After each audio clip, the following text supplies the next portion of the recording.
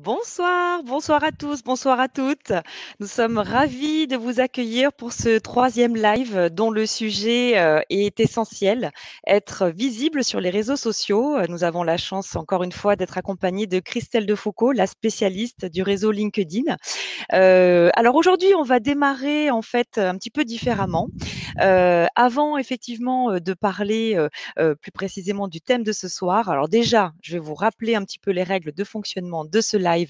Et aujourd'hui, rassurez-vous, la section chat fonctionne. On s'excuse pour ce désagrément technique sur le dernier live. Donc vous allez pouvoir utiliser effectivement la section chat pour échanger entre vous, débattre, n'hésitez pas. Et la section questions, effectivement, qui est réservée à toutes les questions que vous allez pouvoir nous poser et auxquelles Christelle va se faire un plaisir de répondre. Bonsoir Christelle et bienvenue. Bonsoir Karine, bonsoir tout le monde. Alors, on démarre, on va vous solliciter pour commencer. Merci donc d'être là, bien sûr. Alors, vous allez voir qu'il y a déjà 2 sondages qui sont à votre disposition. Vous avez commencé à y répondre. Donc, on va se présenter, on va se représenter pour ceux qui ne nous connaissent pas. Mais en attendant, voilà, on vous demande de répondre à ces deux sondages qui vont nous permettre de lancer le débat de ce soir. Donc, êtes-vous sur LinkedIn? Oui ou non? Et pensez-vous que ce soit utile d'être sur LinkedIn pour votre recherche d'emploi? Le temps que vous répondiez effectivement à ces 2 sondages, je vais donc voilà, me représenter. Je suis Karine Echassou, responsable de Talentis Horizon, filiale RH du groupe Icademy, dédiée à la mise en relation des entreprises et des alternants en recherche, donc d'une alternance. Et Icademy est un centre de formation spécialisé dans la formation à distance. Et Christelle, eh bien écoute, c'est à toi. Je te laisse te représenter pour ceux qui n'ont pas la chance encore de te connaître.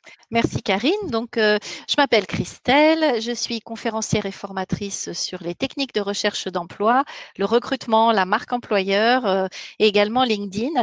Et je suis un ancien recruteur et j'ai fait également de l'accompagnement de chercheurs d'emploi.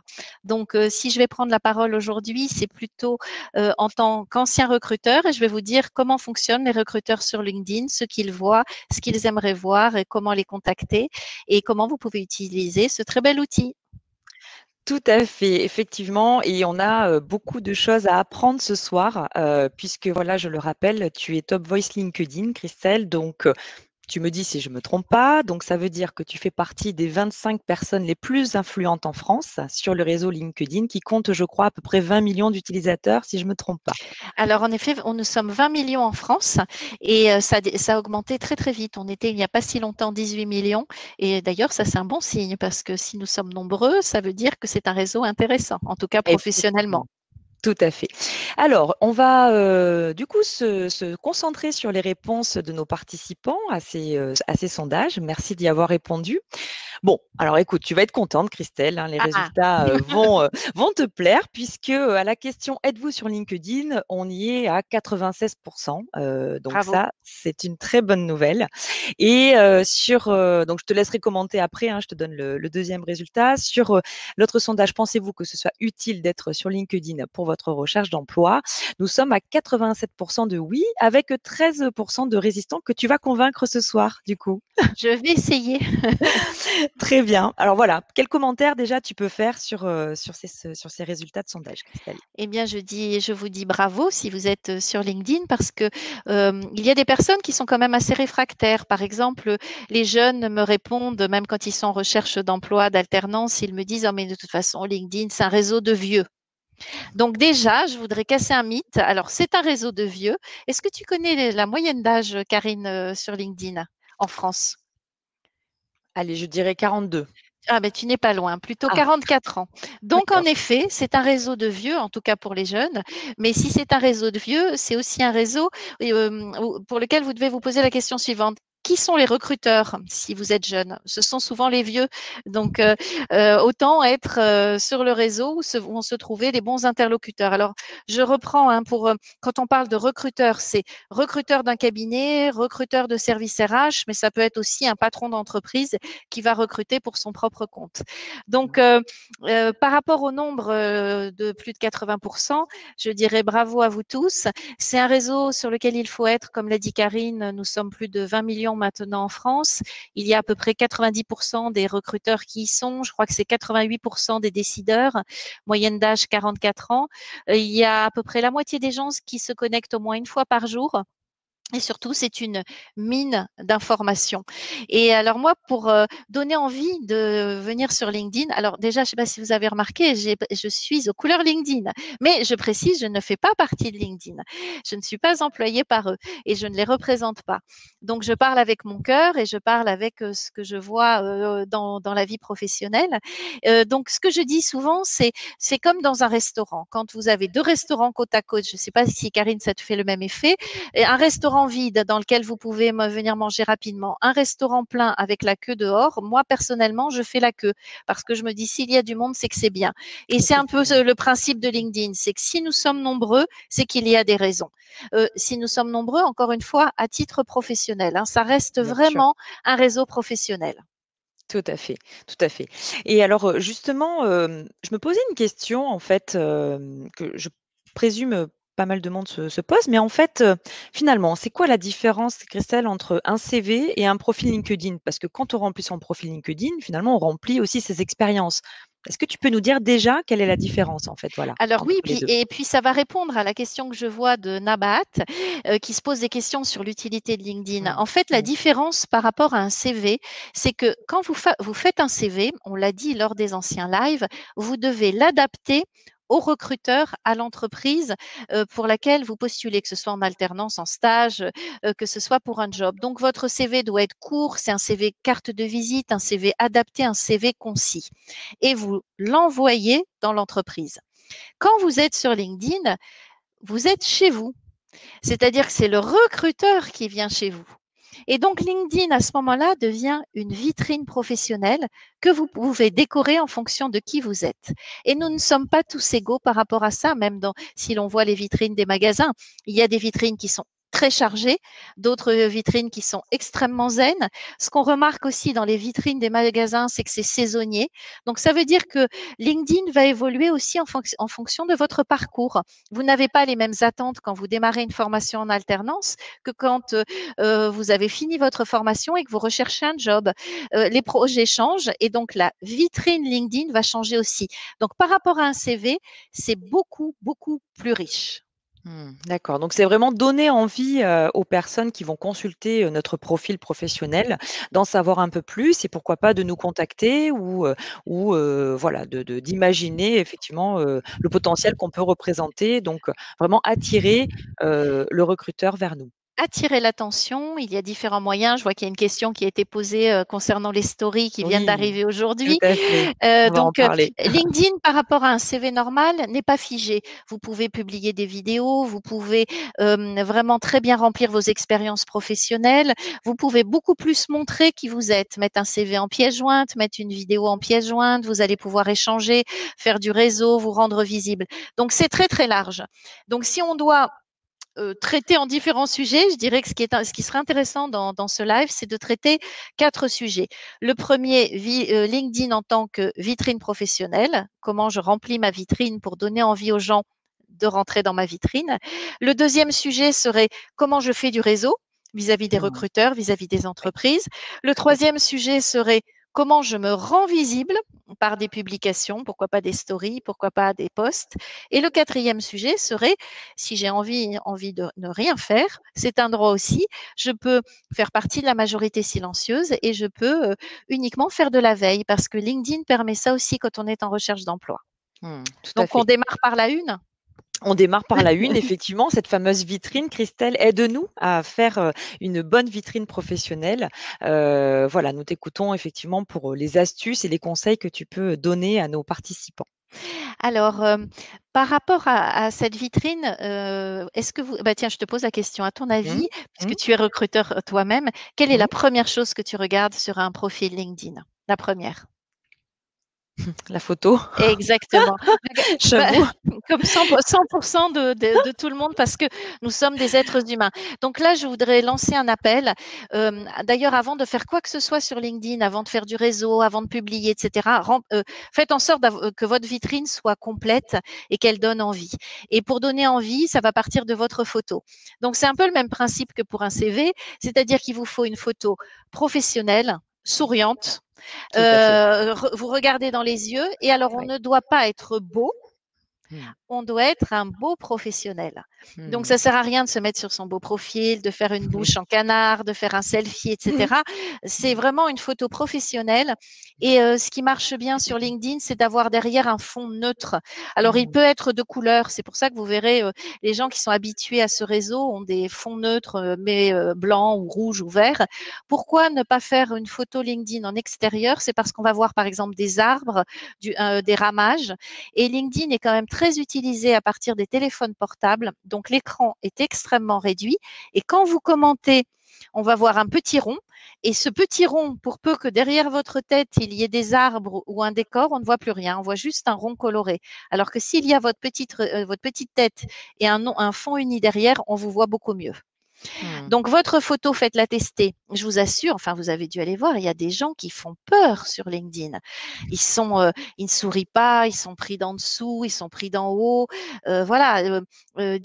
Faites tester auprès des membres de ce réseau et dites-leur, que penses-tu de ma photo de profil? Donc, ça, Mmh. c'est la première chose, c'est la photo. Ouais. Derrière, vous avez aussi sur LinkedIn ce qu'on appelle la bannière LinkedIn, qui est une sorte de bandeau.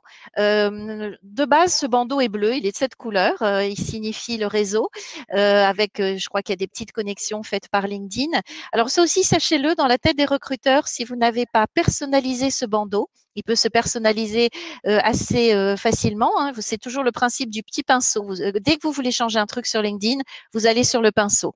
Vous allez sur le pinceau et là, vous allez changer votre bannière. Et posez-vous la question. Alors, c'est pas nécessaire que ce soit une jolie bannière. Ce qu'il faut, c'est vous dire quel est le message que vous voulez diffuser. Mmh. Est-ce que si je travaille dans les RH, je vais peut-être utiliser des mains qui se serrent ou des personnages. Si je travaille dans le luxe, ça va peut-être Mmh. être un univers de luxe. Si je cherche une alternance à Bordeaux, je vais Mmh. peut-être mettre des vagues avec des surfeurs. Si je Mmh. cherche mon alternance en région parisienne ou à la Défense, je vais peut-être mettre des tours. Quel est le message que vous voulez faire passer? Si vous n'êtes pas inspiré, vous allez sur Google et vous tapez bannière LinkedIn et vous verrez que certaines vous seront déjà proposées, ça vous donnera des idées et en plus elles sont au bon format.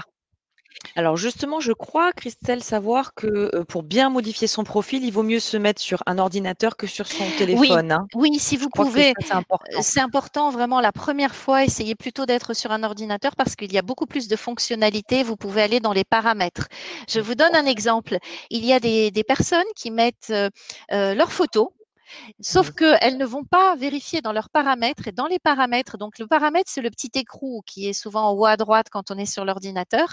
Cherchez l'écrou et descendez dans les paramètres et regardez ce qui concerne la photo. Parce que parfois, on a mis sa photo, sauf que il est coché de base, alors ou non, je ne sais pas pour quelle raison, que la photo ne sera vue que par le premier cercle d'amis. Et Mmh. donc, pour LinkedIn, vous n'avez pas de photo, vous êtes un rond gris ou un rond bleu ou un rond blanc. Vous allez demander des gens en relation et vous vous étonnez qu'ils ne vous répondent pas. Alors que pourquoi ils ne vous répondent pas? Parce que ça aussi, c'est une des règles souvent. On n'accepte pas les gens, entre guillemets, les inconnus, les gens qu'on ne voit pas. Mmh. Mmh. Et donc, allez toujours vérifier les paramètres pour voir si votre photo est bien là. Vous Mmh. la voyez, attention. Les membres premiers de votre réseau la voient et pas les autres. Ouais, d'accord. Donc, la photo, la bannière, et ce qui va être aussi important, c'est le titre. Exactement et Donc, oui. petit appel.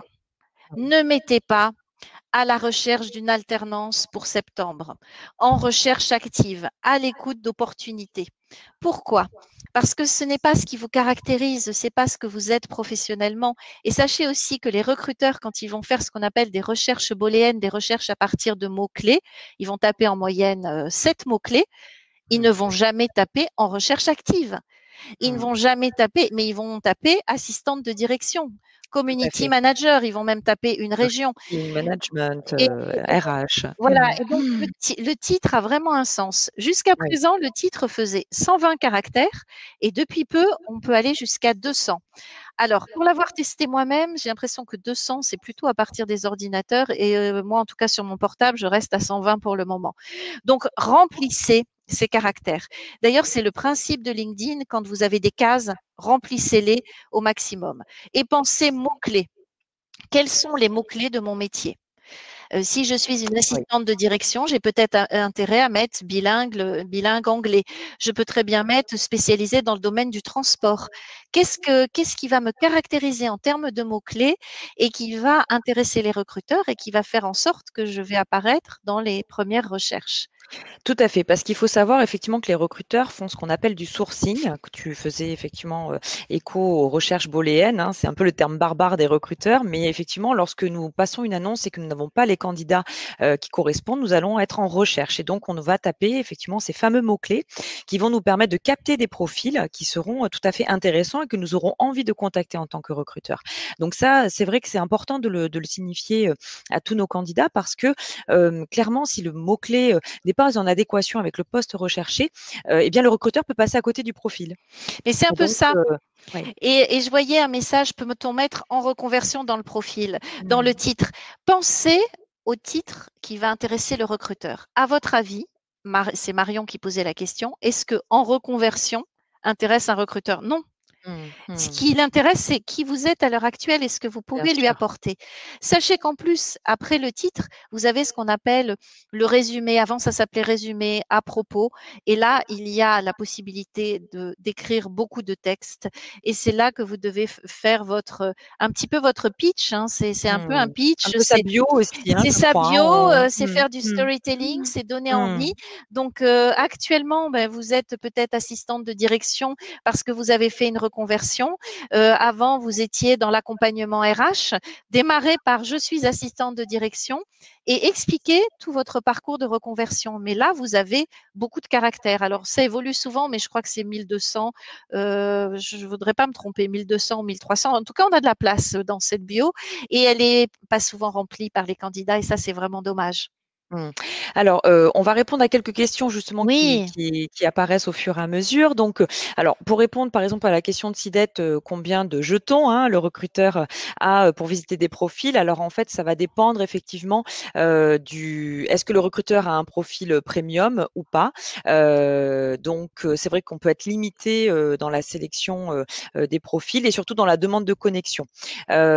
Christelle, est-ce que tu veux peut-être compléter cette partie-là oui, ou alors il y a ou ce aussi soir tu es l'experte, il y a aussi des recruteurs qui ont des abonnements spécifiques hein, pour faire des requêtes oui, et donc qui tout à peuvent fait. aller beaucoup plus loin dans leur recherche. Mais vous avez aussi des recruteurs qui sont tout simplement des managers. Hein. Le recruteur, c'est quelqu'un qui va vous recruter, mais c'est pas obligatoirement quelqu'un de métier. Ce qu'il faut, c'est intéresser les gens qui travaillent dans votre secteur et qui sont susceptibles par le réseau de vous proposer un poste. Donc pour les attirer, donc il y a ces fameux mots-clés pour les recruteurs Mmh. qui font des recherches. Mais pour Mmh. les attirer, il va y avoir aussi tout le reste ensuite. Il y a des questions qui ont été posées, comment je publie, comment je commente et tout. Mais Oui, ça, oui, on le verra après. tout à fait. Avant de faire quoi que ce soit sur LinkedIn, il faut avoir bien décoré sa vitrine. Et Alors donc, juste dans le résumé, encore mmh, une fois, mettez-vous à la place de l'autre. Donc, c'est pas uniquement je suis, je cherche, j'aimerais, c'est voilà ce que je peux apporter.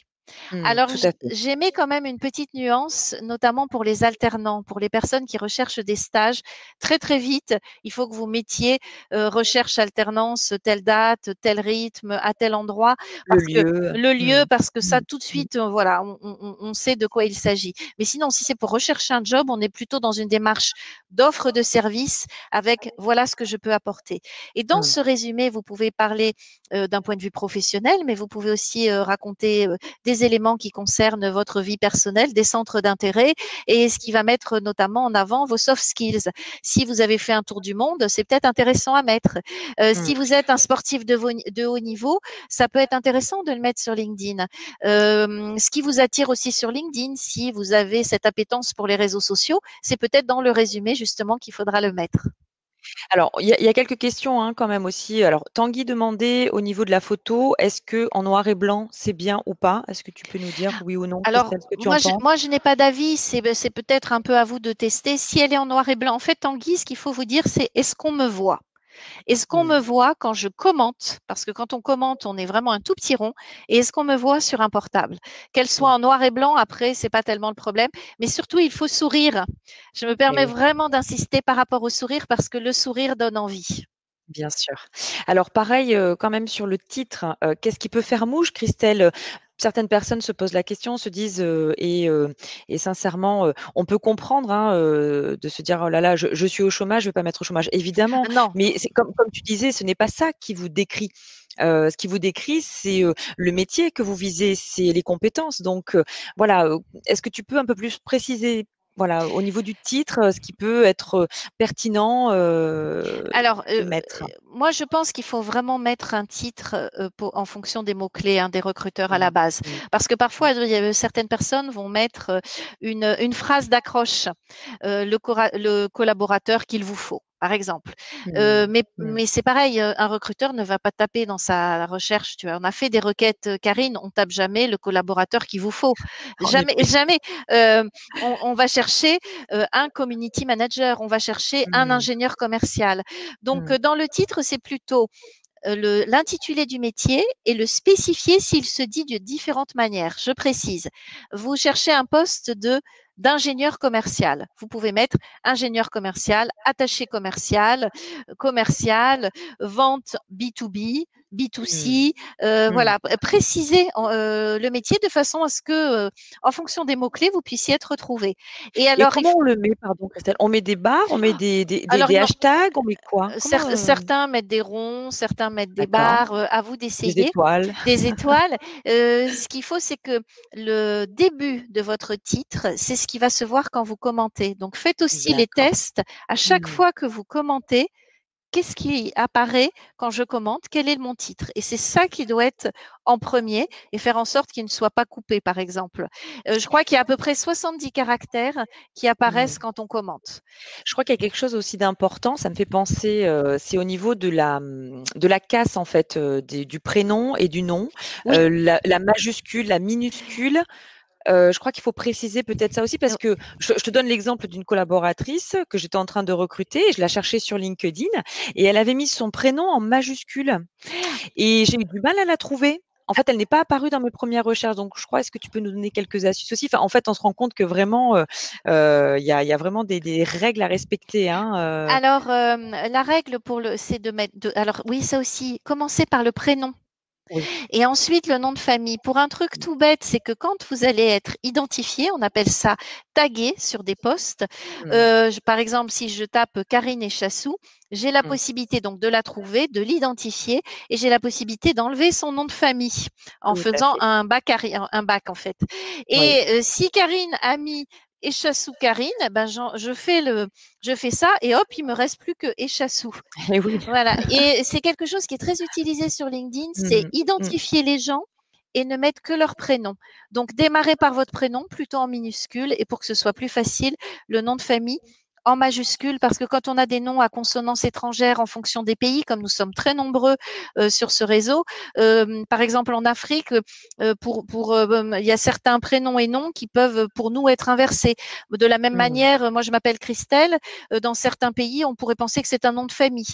Donc voilà, minuscule le prénom et majuscule le nom de famille. Et Mmh. D'accord. vérifier dans les paramètres que notre nom apparaît bien. Parce que je ne sais pas si tu as vu, Karine, parfois on a Karine E. Point. Catherine B. Point. Donc, ce sont des Mmh. personnes qui sont sur LinkedIn et qui ne souhaitent pas mettre leur nom de famille. Soit elles-mêmes Mmh. ont mis la majuscule avec le point, soit dans les paramètres, elles ont choisi que leur nom de famille n'apparaisse pas. Or, sur LinkedIn, on n'a rien à cacher. On n'est pas dans un univers personnel, donc on se présente avec sa photo, qui on est, notre véritable parcours et notre prénom et notre nom de famille, bien entendu. Mmh. Et quand on a un homonyme comme moi, parce que en fait, pourquoi j'ai mis, et c'est toi qui m'avais conseillé justement, j'avais, mon nom de famille et j'ai un homonyme en fait, et avec le même orthographe, prénom et nom, et j'avais rajouté du coup Groupe Icademy dans mon nom pour pouvoir justement être mieux identifiée, localement avec, mon réseau et cetera. Donc, Alors, voilà, est-ce que tu peux préciser, justement quand on a un homonyme, ce qui peut, bah, fortement arriver, hein, ce qu'ont fait certains, quand ils ont un homonyme et qu'ils sont en recherche d'emploi, ils mettent leur métier. Karine Mmh. Echassou, responsable de recrutement, pourquoi pas? Mmh. Ou D'accord. ça peut être son entreprise, mais si on cherche un Mmh. job, a priori, on va En effet, laisser l'entreprise. oui. Ça peut être rajouter un deuxième prénom. Enfin voilà, il faut vérifier les homonymes parce que c'est vrai qu'il y en a beaucoup. Il faut les repérer et voir comment on peut se différencier par rapport à eux. On peut aussi rajouter une fleur, un cœur, quelque chose qui nous caractérise. Mmh, d'accord, OK. Il y a quelques questions, qui arrivent aussi au niveau donc par rapport à la vitrine. Est-ce qu'on doit mettre son lieu de résidence, Christelle? Alors, dans la vitrine, tout dépend. Par exemple, si vous voulez trouver un job ou un stage sur toute la France, je ne suis pas certaine qu'il faille mettre que vous êtes situé à Marseille.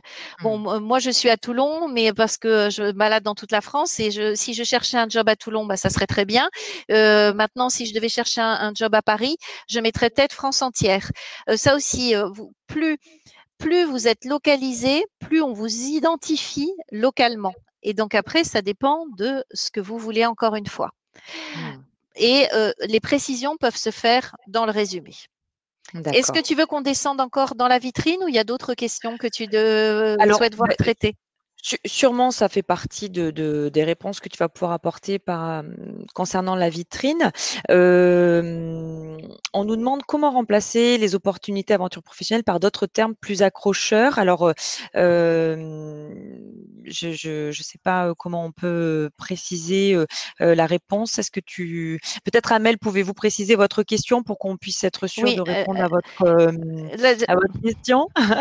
euh, moi, j'ai vu la question de Marlène qui concernait Oui, le titre justement quand oui, on exerce un débutant. métier, voilà, on est débutant, Mmh, mettez mmh, quand même le nom de métier. Par contre, mmh, puisque c'est ce que recherche le recruteur. Mais par contre, dans le résumé, là, vous précisez votre parcours, vos envies, vos motivations, ce qui vous a amené à ce métier, pourquoi vous plutôt qu'un autre, ce que vous diriez dans un entretien à l'occasion du pitch. Alors mmh. après, si on doit descendre après le résumé, il y a les fameuses expériences professionnelles que je vous conseille de bien remplir. Vous savez, par rapport aux mots-clés, je disais que les mots-clés étaient essentiels sous la photo. Ces mots-clés, essayez de les identifier, trouvez-en 7 qui correspondent à votre projet et remettez-les partout. C'est-à-dire que vous les mettez dans le résumé, mais vous les mettez également dans les différents postes. Donc là, par exemple, vous décrivez les postes que vous avez occupés. Donc je précise bien que ça peut être évidemment des stages pour les jeunes, ça peut être évidemment des jobs d'été, avec l'intitulé du poste. Attention, souvent on voit stage, alternance, comme intitulé de poste. Non, je mets l'intitulé de poste et après je précise ou je l'écris en dessous que c'est un stage ou une alternance. Pensez Mmh. toujours à ce que le recruteur va voir en premier et ce Exactement. qui va l'intéresser. Et développer. Plus vous allez développer, rappelez-vous, vous n'êtes plus sur un CV, vous êtes chez vous, vous êtes dans votre vitrine, vous la décorez. Développez dans vos expériences, même si elles sont différentes parce que vous êtes en reconversion, mettez en avant ce qui va intéresser le recruteur par rapport au métier qui se trouve dans votre titre. Si pour les gens vont par exemple sur mon profil, moi j'ai deux parcours de vie, hein, ayant 55 ans, j'ai tout un parcours dans les télécommunications et tout un parcours dans les RH. Vous allez voir que mon parcours dans les télécommunications, je l'ai vraiment réduit. Par contre, mon actualité RH, je l'ai beaucoup développée. Là aussi, c'est le même principe, c'est développer ce que vous avez envie de valoriser. Et de toute façon, vous ferez évoluer votre vitrine. Mmh. Dernière petite chose pour les expériences, depuis peu, si, depuis un certain temps, mais avant, ce n'était pas le cas, vous n'êtes plus obligé de mettre les mois. Vous pouvez raisonner aussi comme sur les CV en années. LinkedIn accepte que l'on mette, par exemple, 2018-2020. On n'est plus obligé Mmh. de mettre les mois, ce qui permet, encore une fois, de camoufler. Alors là, les recruteurs vont m'en vouloir, mais c'est de camoufler un peu plus les trous dans le CV. Tout à fait. Oui, on a eu une question. Je vois une copine. Coucou Mais Hélène oui, Fraisse, Hélène, c'est ça, tout une à ancienne fait. Toulonnaise. Exactement, qui posait cette question. Voilà, donc ayant quitté mon précédent job, quand dois-je conclure, mettre une date de fin ou mettre autre chose? Donc voilà, c'est effectivement ce que tu dis. On peut mettre une année, hein, donc On peut mettre une année.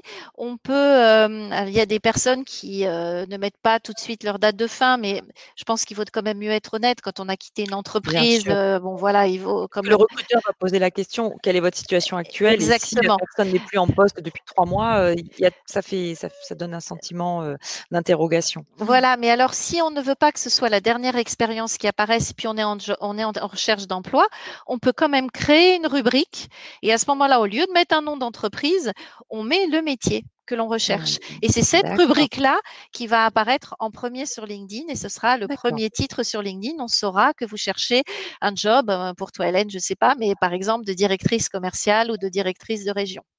d'accord.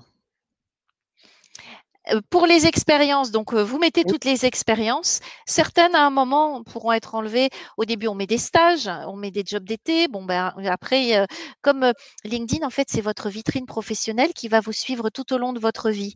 Et on n'a pas les mêmes besoins quand on est au début, en milieu ou en fin de carrière. Donc, il y a même des expériences qu'à un moment, on pourra enlever. Après, au-delà des expériences, est-ce qu'il reste des questions par rapport à ce sujet?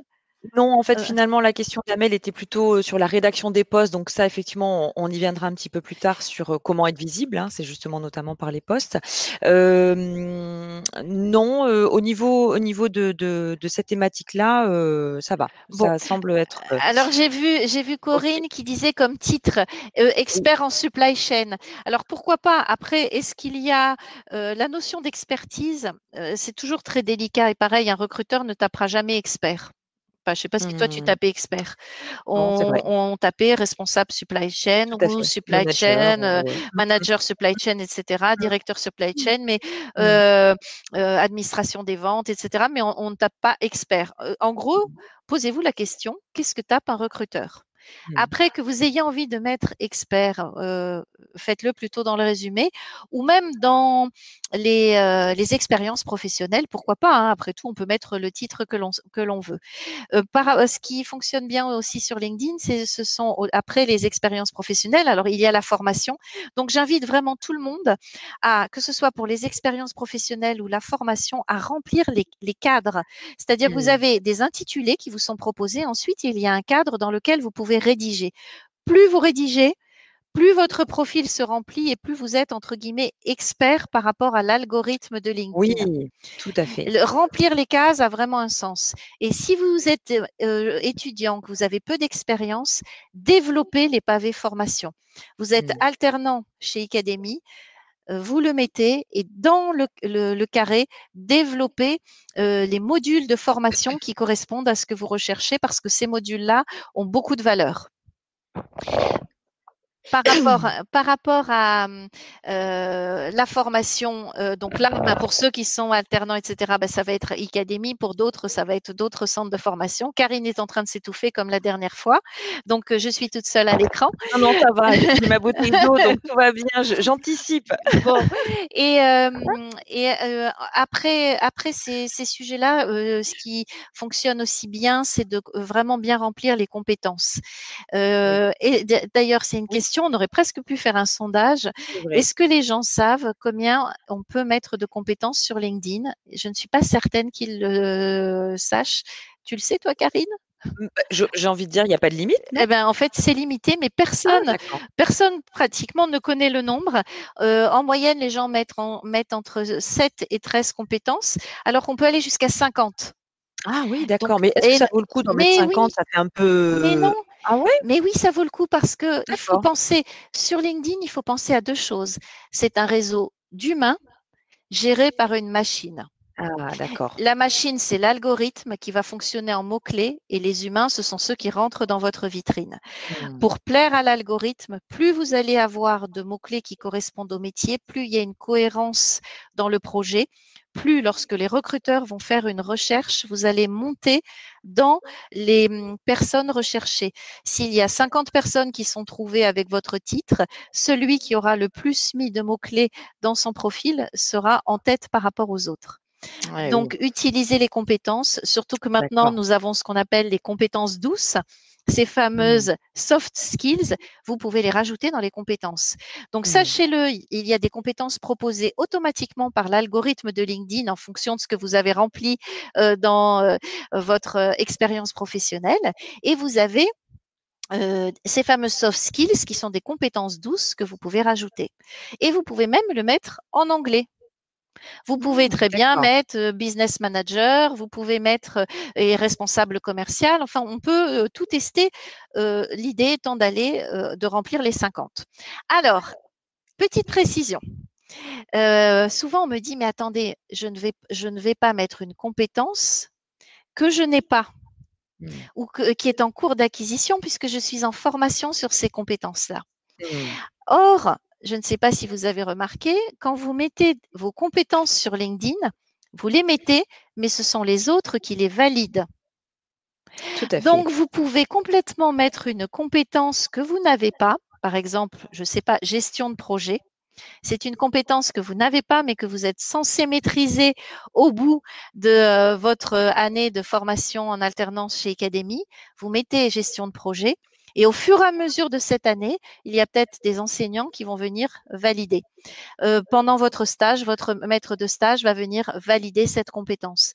Donc, on peut mettre aussi sur LinkedIn des compétences que l'on ne possède pas, mais qui sont en cours d'acquisition et dont on aura besoin pour notre futur métier. Mmh, et qui du coup peuvent ressortir dans les fameux mots-clés que le recruteur peut taper. Tout à fait. Sachant C'est que un des recruteurs, on en a interrogé, commencent de plus en plus à taper. Alors, ils tapent les mots-clés des métiers, ils tapent des compétences, par exemple, bah, justement, gestion de projet. Ils peuvent taper aussi formé, par exemple, à la méthode agile, ou en gestion de mmh, projet, ça serait ITIL ou Prince2, ITIL.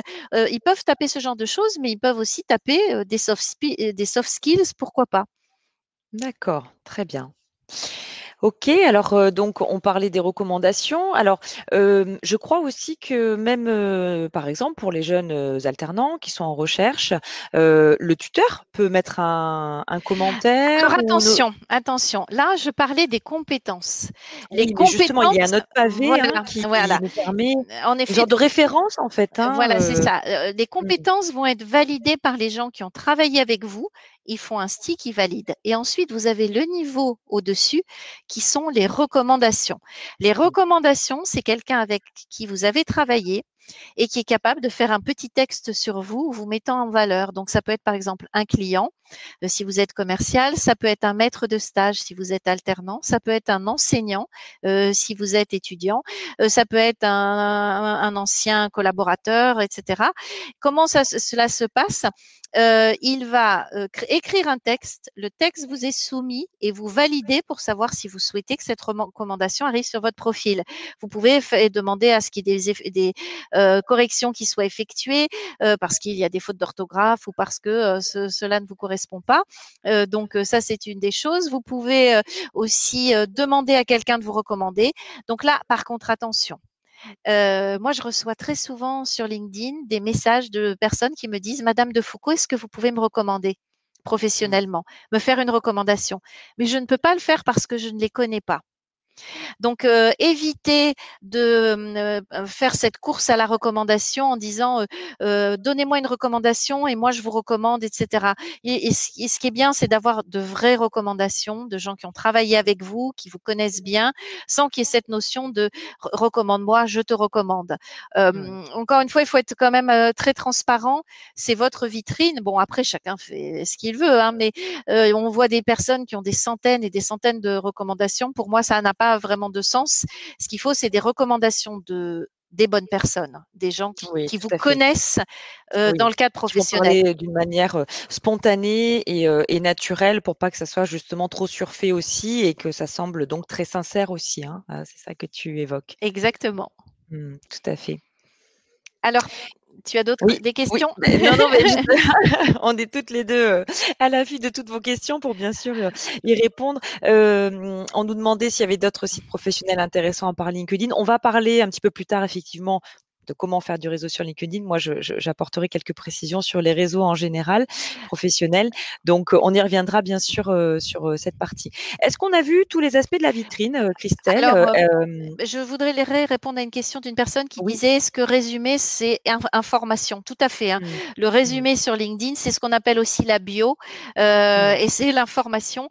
Prenez beaucoup de soin de ce paragraphe. C'est un paragraphe qui est très peu rempli. Et donc, c'est vraiment l'occasion pour vous de vous recommander, de vous différencier parce que peu de gens le remplissent. Ou alors, on voit 2 lignes, 3 lignes. On voit 2 lignes. Je cherche une alternance, et puis après, il n'y a rien. C'est Mmh. votre espace. Pensez à ça. C'est votre vitrine. Mettez des choses dedans pour que les gens puissent aller voir. Et alors, ce qu'il y a également dans tout le profil, c'est la possibilité de joindre des pièces. Donc, ça peut être, par exemple, je joins un CV en format PDF. Donc, attention, si vous joignez un CV, ne mettez pas votre adresse perso. Mmh. Ne mettez pas vos coordonnées parce que c'est quand même un Bien sûr, réseau quand même. Il y a des bien gens qui sûr. se baladent, donc ne donnez pas toutes les informations sur un réseau ouvert. Mmh. Mais vous pouvez mettre un CV, vous pouvez mettre en avant des vidéos. Vous avez la possibilité aussi de mettre en avant vos meilleures publications. Donc, vous Mmh. pouvez vraiment la décorer et l'aménager comme vous voulez.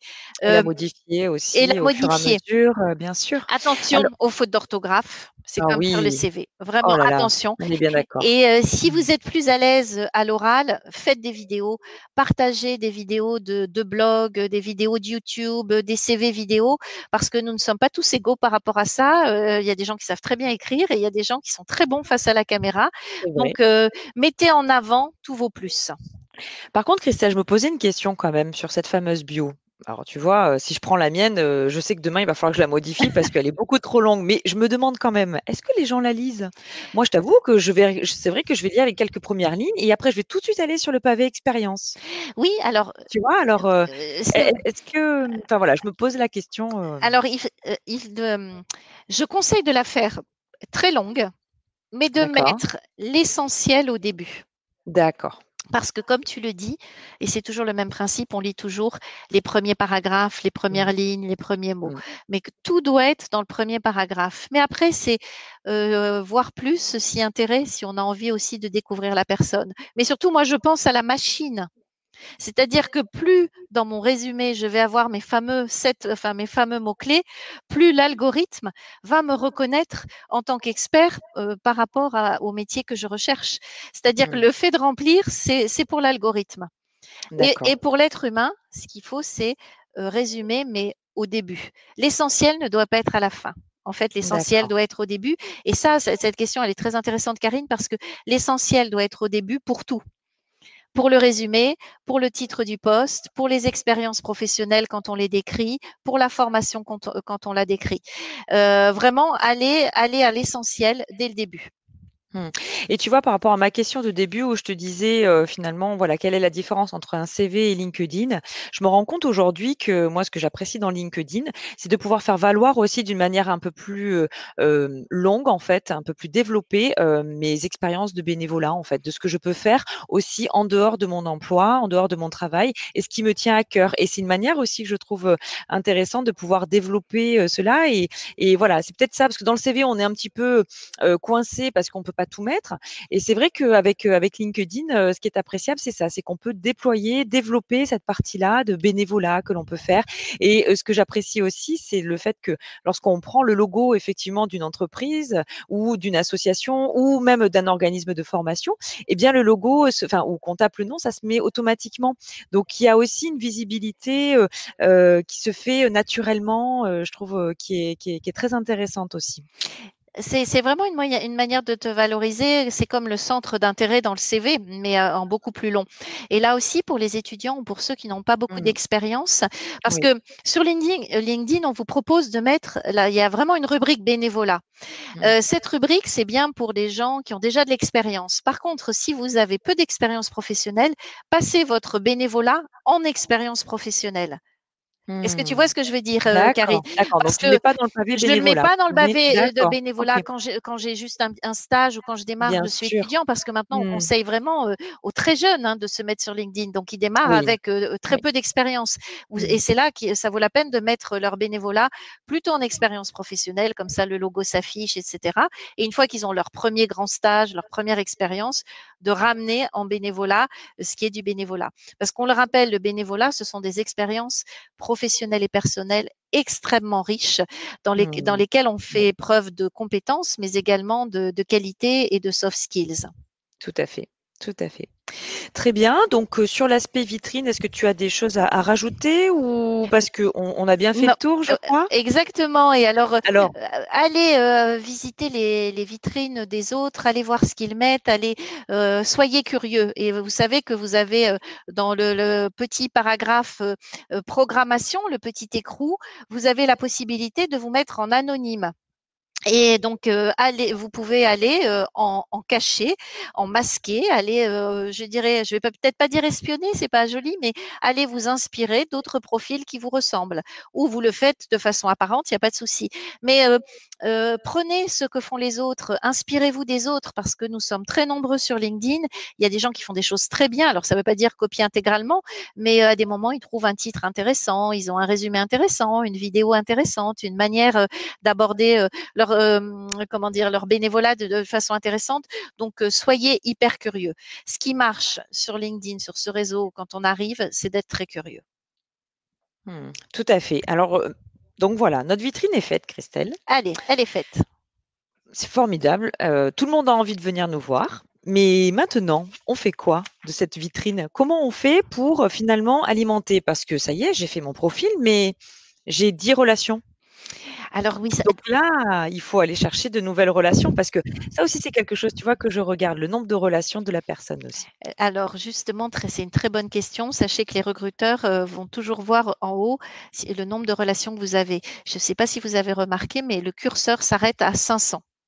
Et donc, c'est un petit peu un objectif. Alors après, ça dépend du métier dans lequel on veut travailler. Mais par exemple, quelqu'un qui va travailler dans la communication et qui a 250 abonnés, enfin 250 relations, ça ne fait Mmh. pas beaucoup. Alors, c'est pas grave s'il vient d'arriver. Il vient d'arriver, Mmh. on a tous été débutants, c'est pas grave si c'est un jeune. Mais si c'est quand même un senior qui est là depuis un petit moment, c'est bizarre qu'il n'ait que 250 relations. Donc, le but, c'est déjà d'atteindre ce fameux gap, ce fameux, voilà, ces fameuses 500 relations. Et puis après, d'en développer beaucoup plus. Donc, on va pour ça pratiquer le réseau. Donc, la partie 2, c'est je vais rentrer en contact avec des personnes de LinkedIn pour augmenter mon réseau. D'accord, très bien. Alors comment on le fait, cette démarche réseau, Christelle? Alors, Comment on l'a fait? alors Comment déjà, on fait pour accepter une nouvelle relation? donc il y Quel est a l'intérêt? deux façons de procéder. Soit les gens viennent vers vous et vous invitent, soit c'est vous qui allez les chercher. Donc, si vous voulez développer votre réseau et que vous êtes au démarrage, vous allez devoir aller chercher les gens. Ce qui est bien sur LinkedIn, c'est qu'il vous propose des profils. En fonction de qui vous êtes, Oui, de vos interactions, etc., des gens que vous avez acceptés, des gens qui constituent déjà votre premier réseau, ils vont vous faire des propositions. Donc là, vous pouvez faire des demandes de connexion. J'alerte. Si vous êtes sur un téléphone portable et que vous lancez une invitation, elle part tout de suite et vous n'avez pas la possibilité de mettre un petit message. Il faut aller sur les 3 points sur le téléphone portable et sur, je crois que ça doit être se connecter, il faudrait que je le oui, c'est refasse, mais ça, se connecter connecter, là, ou vous envoyer un message. voilà, Oui, tout à et fait. là, vous avez envoyé un message et vous Mmh, pouvez faire une demande qu'on appelle personnalisée. oui. Ça, c'est un vrai conseil. C'est à chaque fois que vous demandez ah, pardon, c'est moi qui éternue. À Ça chaque va? fois que vous allez demander conseil, enfin, que vous allez inviter quelqu'un, faites-le de façon personnalisée. Pourquoi? Parce que C'est vrai. déjà, quand on interroge les gens de LinkedIn, ils disent qu'ils en ont ras-le-bol de toutes ces invitations sans message. Ça montre aussi pourquoi vous vous intéressez à cette personne, vous partagez le même centre d'intérêt, vous êtes dans le même domaine. Voilà, c'est une manière humaine de rentrer en contact. Et puis, il Mmh. n'y a pas que ça. Alors là, c'est plus machiavélique ce que je vais dire, c'est que si vous faites une demande d'invitation sans message et que la personne accepte, vous rentrez dans ces relations. Si vous faites une demande avec un message et qu'elle accepte, même si elle n'a pas le temps de le lire, vous rentrez dans ses relations, mais vous rentrez dans ses messages. C'est vrai, bien Et sûr, quand elle se dit, tiens, il faudrait que je regarde mes 50 messages en retard, elle va tomber sur le vôtre. c'est Et vrai. c'est de là que va s'initier la relation. Mmh. Alors, il y a une question intéressante, pourquoi je regarde le nombre de relations, et pourquoi c'est primordial? Alors, en fait, j'ai plusieurs réponses. La première, c'est parce que je recrute des recruteurs et que, c'est indispensable pour moi, en fait, que ces personnes aient un bon réseau sur, LinkedIn, parce que ça démontre, en fait, effectivement, leur capacité à créer des relations avec des entreprises ou des candidats. Après, tu pourras compléter ou me contredire, bien sûr, hein, sur les réponses et mes automatismes, hein, qui sont peut-être aussi à revoir, hein, ce que par exemple aussi, si je vais recruter un commercial, c'est pareil. Je vais voir aussi, en fait, le nombre de personnes qu'il a dans son réseau parce qu'en fait, aujourd'hui, LinkedIn est incontournable, en fait. C'est-à-dire que, tu le disais tout à l'heure, on le disait en introduction, 20 millions de personnes sont sur LinkedIn. Seulement en France, hein, c'est ça? Je me trompe pas, Je Christelle? crois qu'on doit être 600 millions dans le monde. Voilà, donc en fait, aujourd'hui, c'est vraiment incontournable, c'est-à-dire que c'est un réseau sur lequel vous allez pouvoir, échanger, partager, vous connecter, vous créer des relations futures, présentes, donc en fait, c'est indispensable. Donc pour moi, quelqu'un qui n'est pas sur LinkedIn, soit elle a de très bonnes raisons de ne pas l'être et à ce moment-là, on va on va pouvoir en débattre, mais si elle y est, il faut qu'elle joue le jeu, en fait. C'est-à-dire qu'il ne faut pas, laisser lettre morte un profil LinkedIn et puis, ou alors il vaut mieux le supprimer. Et si on le crée, son profil, bah, il faut l'alimenter, en fait. Il faut en faire quelque chose. Pour moi, il n'y a pas de juste mesure, en fait, sur ce réseau et dans le milieu professionnel et d'autant plus pour les jeunes qui sont en recherche d'entreprise et d'alternance, eh bien, oui, en fait, c'est indispensable. Vous posiez la question: «Combien de recruteurs recrutent sur LinkedIn?» mais je dirais 100 si je me trompe pas. À un moment donné, un recruteur va sur LinkedIn. C'est obligatoire. Alors après, il peut avoir accès à des services payants que LinkedIn offre et qui sont très performants, parce qu'il fait le choix justement d'aller utiliser d'une manière plus précise tous les outils que LinkedIn peut proposer. Mais même pour aller, sourcer, comme on le disait tout à l'heure et peut-être identifier sur un périmètre, des candidats disponibles, le recruteur va y aller. Donc voilà pourquoi c'est si important. J'espère avoir répondu et peut-être que tu veux compléter effectivement, Alors, Christelle, je compléterai par rapport aux relations. Sachez que de plus en plus, les entreprises vont rechercher chez les candidats ce qu'elles appellent des ambassadeurs. À l'ère des réseaux sociaux, un collaborateur peut être un très bel ambassadeur. Vous avez tous entendu oui, parler, j'imagine, de ce qu'on appelle la marque employeur. bien Et sûr. donc, les entreprises qui sont très sensibles à la marque employeur cherchent des personnes qui, une fois qu'elles vont les embaucher, seront des ambassadeurs sur les réseaux sociaux. Alors, pas que sur LinkedIn, hein, ça peut être un ambassadeur sur Instagram, Facebook, Twitter, pourquoi pas, voire même TikTok, un jeune ambassadeur. Mais, et les entreprises recherchent ça. Donc, si vous êtes sur LinkedIn et que vous avez 10 000 personnes dans votre réseau, 20 000 personnes, 30 000 personnes, vous commencez vraiment à intéresser les recruteurs. Donc, sachez que ça va être vraiment dans des critères de sélection de ce fameux, cette présence sur les réseaux sociaux. Donc, plus vous allez avoir de contacts, plus vous allez interagir, plus on va vous voir, plus on se dit que vous êtes un ambassadeur et plus vous avez de la valeur à l'ère d'aujourd'hui. Hein, ce n'était pas valable il y a une dizaine d'années. Mais à l'ère des Oui, réseaux tout à sociaux, fait. ça a beaucoup de valeur d'être un influenceur et on peut être un influenceur en étant très jeune. Il y a des étudiants Oui. d'école qui ont beaucoup d'abonnés, qui font des milliers de vues sur leur post et qui ont été aussi sélectionnés pour ça. Donc Mmh. franchement, tentez-le de demander en relation. Alors c'est pas je demande de façon très automatique, c'est vraiment je demande de façon organisée. Il faut que ça ait un sens, etc. Alors le message. Qu'est-ce que je mets comme message? Là aussi, je voudrais lancer un appel. Si vous contactez un recruteur parce que vous avez vu une offre d'emploi, parce qu'il vous intéresse et tout, par pitié, ne lui demandez pas, ne lui envoyez pas votre CV en premier contact. Ne lui demandez pas non plus de vous corriger votre CV ou de vous donner son impression sur votre CV ou ne lui dites pas j'aimerais discuter avec vous de mon projet professionnel. Ne lui demandez rien. C'est pour ça, Karine, je fais souvent référence à, en recherche d'emploi, à la relation amoureuse. C'est je ne demande rien la première fois. C'est je rentre en contact parce que la personne m'intéresse, je trouve le moyen de rentrer en contact et ce n'est qu'ensuite, quand la relation s'installe, que je vais demander quelque chose. Je n'ai pas calculé, mais je crois que je dois avoir en moyenne 50, entre 25 et 50 demandes par jour de correction de CV ou d'avis sur CV. Et moi, je suis bénévole, mais je ne peux pas faire que ça de toute ma vie. Et je ne peux pas passer ma vie sur LinkedIn à aider des gens. Et je me dis que si moi, je réagis comme ça, d'autres vont réagir comme ça. Si vous êtes un peu trop directif et si vous demandez tout de suite, vous allez casser votre réseau. Parce que c'est aussi le principe du réseau. C'est un grand principe humain. C'est j'accepte de donner avant de recevoir. Je m'intéresse Exactement, à l'autre avant de lui parler de moi. Et ce n'est tout à que fait. quand la relation s'établit que là, on peut être dans l'échange. Donc, des jolis messages d'accroche, bah, tout simplement.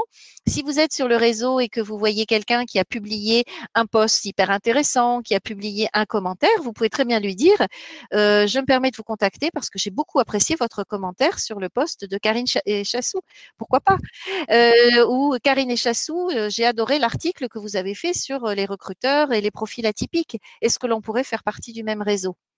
C'est vraiment une manière d'approcher les gens. Moi, je Mmh. le vois bien, hein, à mon niveau, je suis un être humain. J'ai soit qui me demandent, ceux qui me demandent en contact et boum, qui m'envoient leur CV entre guillemets en pleine figure. Bonjour, vous pouvez me corriger mon CV. Et puis ceux qui m'approchent différemment. Bonjour, Madame de Foucault.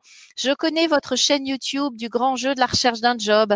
Elle m'a beaucoup aidé dans mes démarches. Je me suis servi de votre vidéo sur le CV pour faire mon propre CV. D'ailleurs, est-ce que vous pourrez regarder mon CV? Je vais déjà avoir plus envie de le regarder. Pourquoi? Et Parce oui, que la bien personne sûr, m'aura parlé de moi, elle sait qui je suis exactement. et elle C'est sait ce ça. que je fais.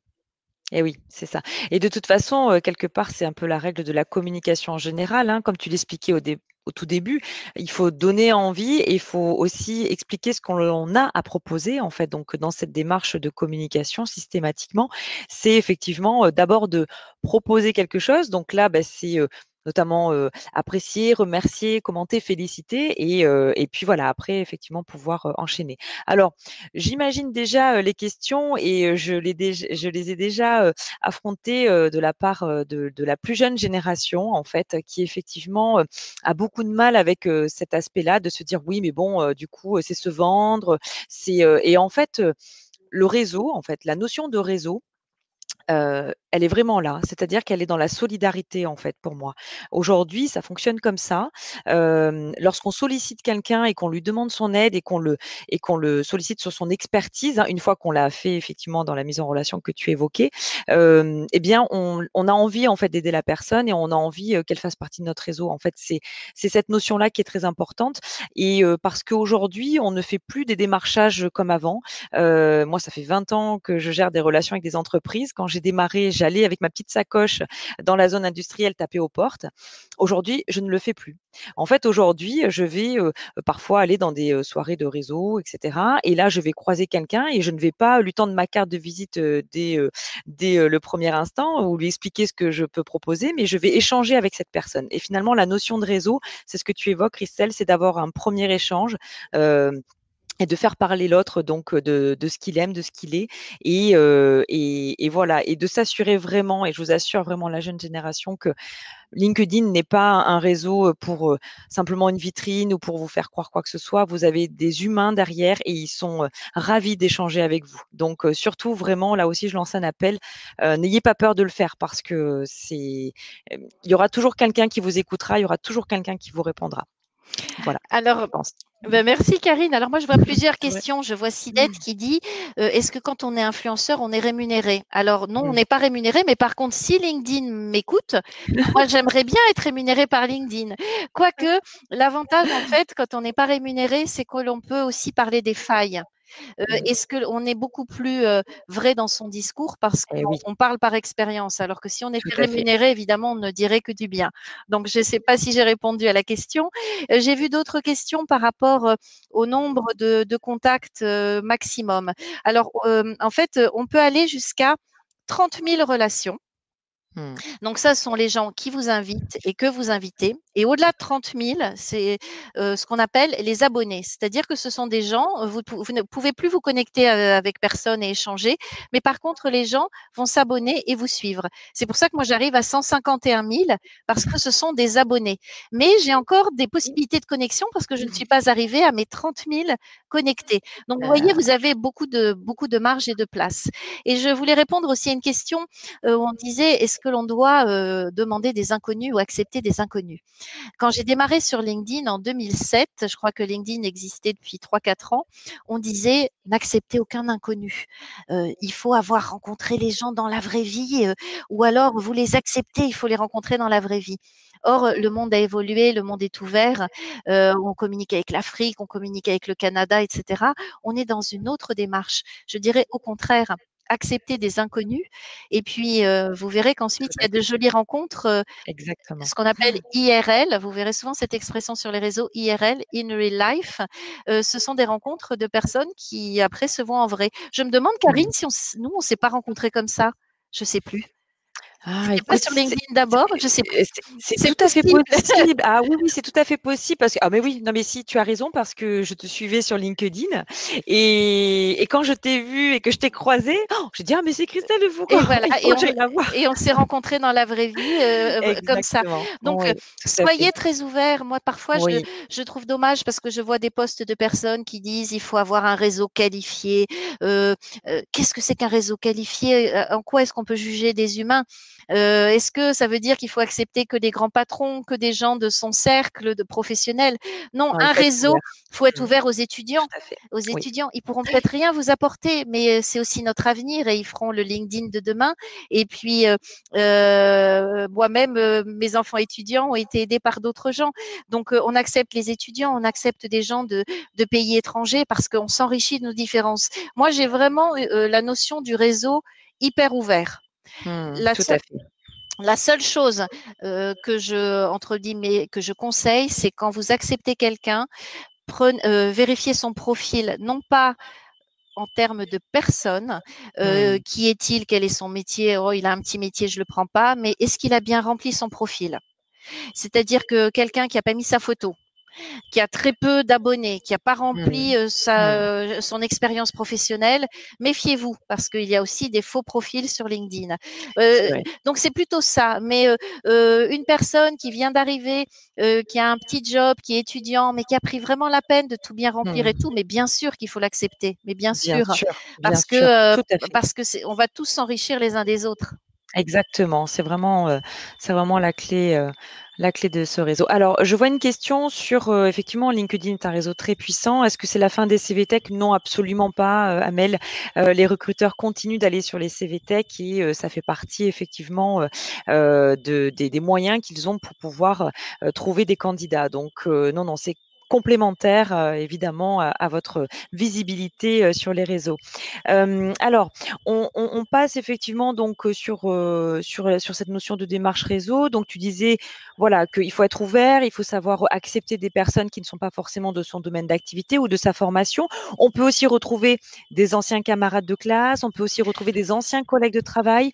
Hein, il y a aussi cette notion de communauté aussi, hein, faut être ouvert, mais aussi il y a cette notion de communauté, je crois, hein, que l'on Oui, peut alors, créer. qui je demande? On entend une alarme, non? C'est Oui, alors alors désolée je ne sais les pas si amis. nos participants, l'entendent. Pour l'instant, je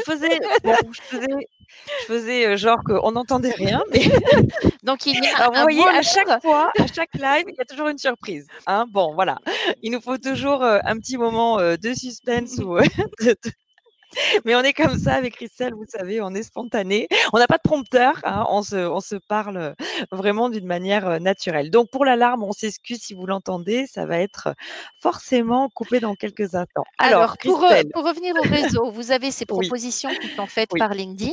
Vous avez des gens qui vont vous demander en relation, donc vérifiez quand même que ce ne sont pas des faux profils. Par exemple, si une personne vous demande en relation, vous l'acceptez et puis elle vous dit, ouh là là, tu as de beaux yeux ou j'adore ton sourire, bah vous faites Mmh. sup. Voilà, Ah vous oui, tout supprimez à fait. parce que Ouais, ouais, ouais. Effectivement. il faut que ça reste un réseau Oui, professionnel. Donc, il y en a qui en profitent. voilà, C'est vrai. vous acceptez et puis vous pouvez enlever les relations. Et puis Tout à après, fait. vous êtes dans une démarche de recherche d'alternance, de recherche de Mmh. stage, de recherche d'entreprise. Dans la barre de recherche de LinkedIn, vous tapez le Mmh. nom de l'entreprise qui vous intéresse. Et en le tapant, vous allez voir des noms apparaître de personnes. Exact. Et Ouais. là, vous allez cliquer sur ces noms, vous allez voir ce que ces personnes publient. Et à un moment, vous trouvez un commentaire, un post intéressant et vous faites une demande de mise en relation. Et vous vous servez de cette méthode de j'ai bien aimé ce que vous avez dit, ce que vous avez écrit, etc. Vous pouvez aussi, avant de demander quelqu'un en relation, vous faire repérer par lui. Vous allez sur Bien ces sûr, posts et vous commentez tout à fait. et vous Oui. likez et vous êtes là, etc.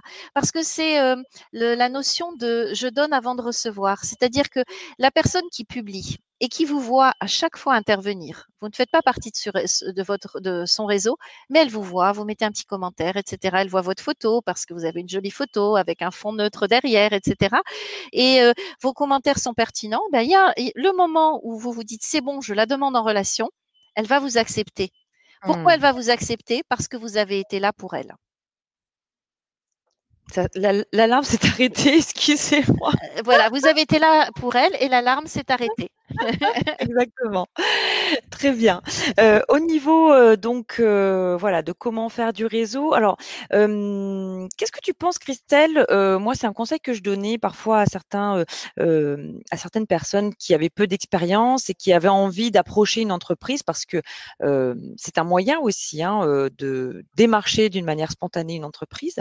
Que penses-tu d'aller contacter, la personne qui occupe le poste effectivement, qui nous intéresse, qui pourrait nous donner, des conseils? Voilà, voilà. Comment tu dirais, qu'un jeune peut aller démarcher, un salarié d'une entreprise pour mieux la connaître et mieux se positionner? Comment on peut faire? Alors, c'est une bonne question parce qu'on a tous tendance à se dire: «Je vais plutôt contacter les RH. Eh Je oui, vais tout plutôt à fait. contacter les recruteurs», sauf que les pauvres, ils sont hyper sollicités, ils reçoivent beaucoup de messages. Et d'ailleurs, je ne sais pas si vous avez remarqué, pendant le confinement, les recruteurs ont été plus disponibles et ont C'est beaucoup vrai. plus pu répondre à tous ces messages. Mais il faut se mettre aussi à leur place.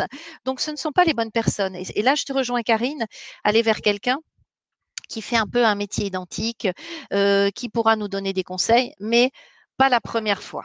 En fait, c'est ça, Mmh. c'est jamais la première fois. C'est ne donnez jamais Oui. l'impression que vous contactez quelqu'un parce que vous avez besoin d'elle. Je vous parlais des CV, mais vous pouvez pas savoir aussi le nombre de fois où je suis contactée tous les jours où on me dit pouvez-vous mettre mon CV en évidence sur LinkedIn? Pouvez-vous liker ma publication? Pouvez-vous commenter ma publication? Pouvez-vous partager ma publication? J'ai l'impression de devenir une machine à visibilité. Et c'est horrible parce que je me dis mais les gens ne voient que ça en moi. Alors que Mmh. s'il m'approche avant et qu'on peut échanger, peut-être qu'à un moment, j'irai en effet. Mais si c'est demandé d'emblée, parce que je me permets vraiment d'insister parce que j'ai fait un post là-dessus sur ce qui gênait le plus les gens, etc. Donc, ce qui gêne, c'est quand on envoie un message et qu'on n'a pas de réponse. Mais les gens justifient le fait de ne pas donner de réponse parce qu'ils sont sursollicités. Voilà, Mmh. donc Et oui. essayez de ne pas sursolliciter, en tout cas la première fois sur le réseau. Et dites-vous aussi fixez-vous un chiffre. J'invite 10 nouvelles personnes par jour, tous les Mmh. jours. Voilà, je me fixe un petit quota et plus vous allez inviter de gens, plus les gens vont vous inviter aussi en retour. Une petite C'est chose, vrai. allez toujours dans les paramètres, quand même vérifier, parce que vous avez la possibilité d'afficher en bas de LinkedIn vos contacts. Donc, si vous décidez, voilà. Moi, personnellement, j'ai fini par enlever la visibilité de mes contacts à l'ensemble du réseau. Pourquoi? Parce que des gens allaient dire, bah, j'appelle de la part de Christelle de Foucault, etc., sans me connaître. Donc, Mmh. c'était embêtant. Vous pouvez supprimer la visibilité de vos contacts et vous pouvez aussi faire une chose, c'est que quand les gens viennent sur votre profil, vous allez voir que en bas à droite, faites-le quand vous allez sur le profil de quelqu'un, vous voyez des têtes de personnes. Je ne sais pas si tu as déjà vu ça, Ouais, Karine. tout à fait, oui, oui, bien Voilà, sûr. les têtes de personnes, eh bien, figurez-vous que ce sont vos concurrents.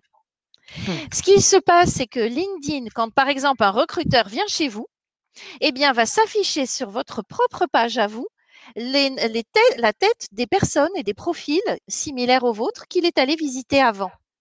Et ça, dans les paramètres de LinkedIn, vous pouvez supprimer, faire en sorte que l'on ne voit pas ce qu'on appelle les requêtes qui ont été faites avant vous.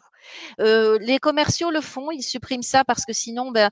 ils peuvent perdre des clients parce que leurs concurrents sont affichés. Et on conseille aux candidats d'enlever aussi ce paramètre-là. Mmh. Je viens d'apprendre quelque chose, Mais Christelle.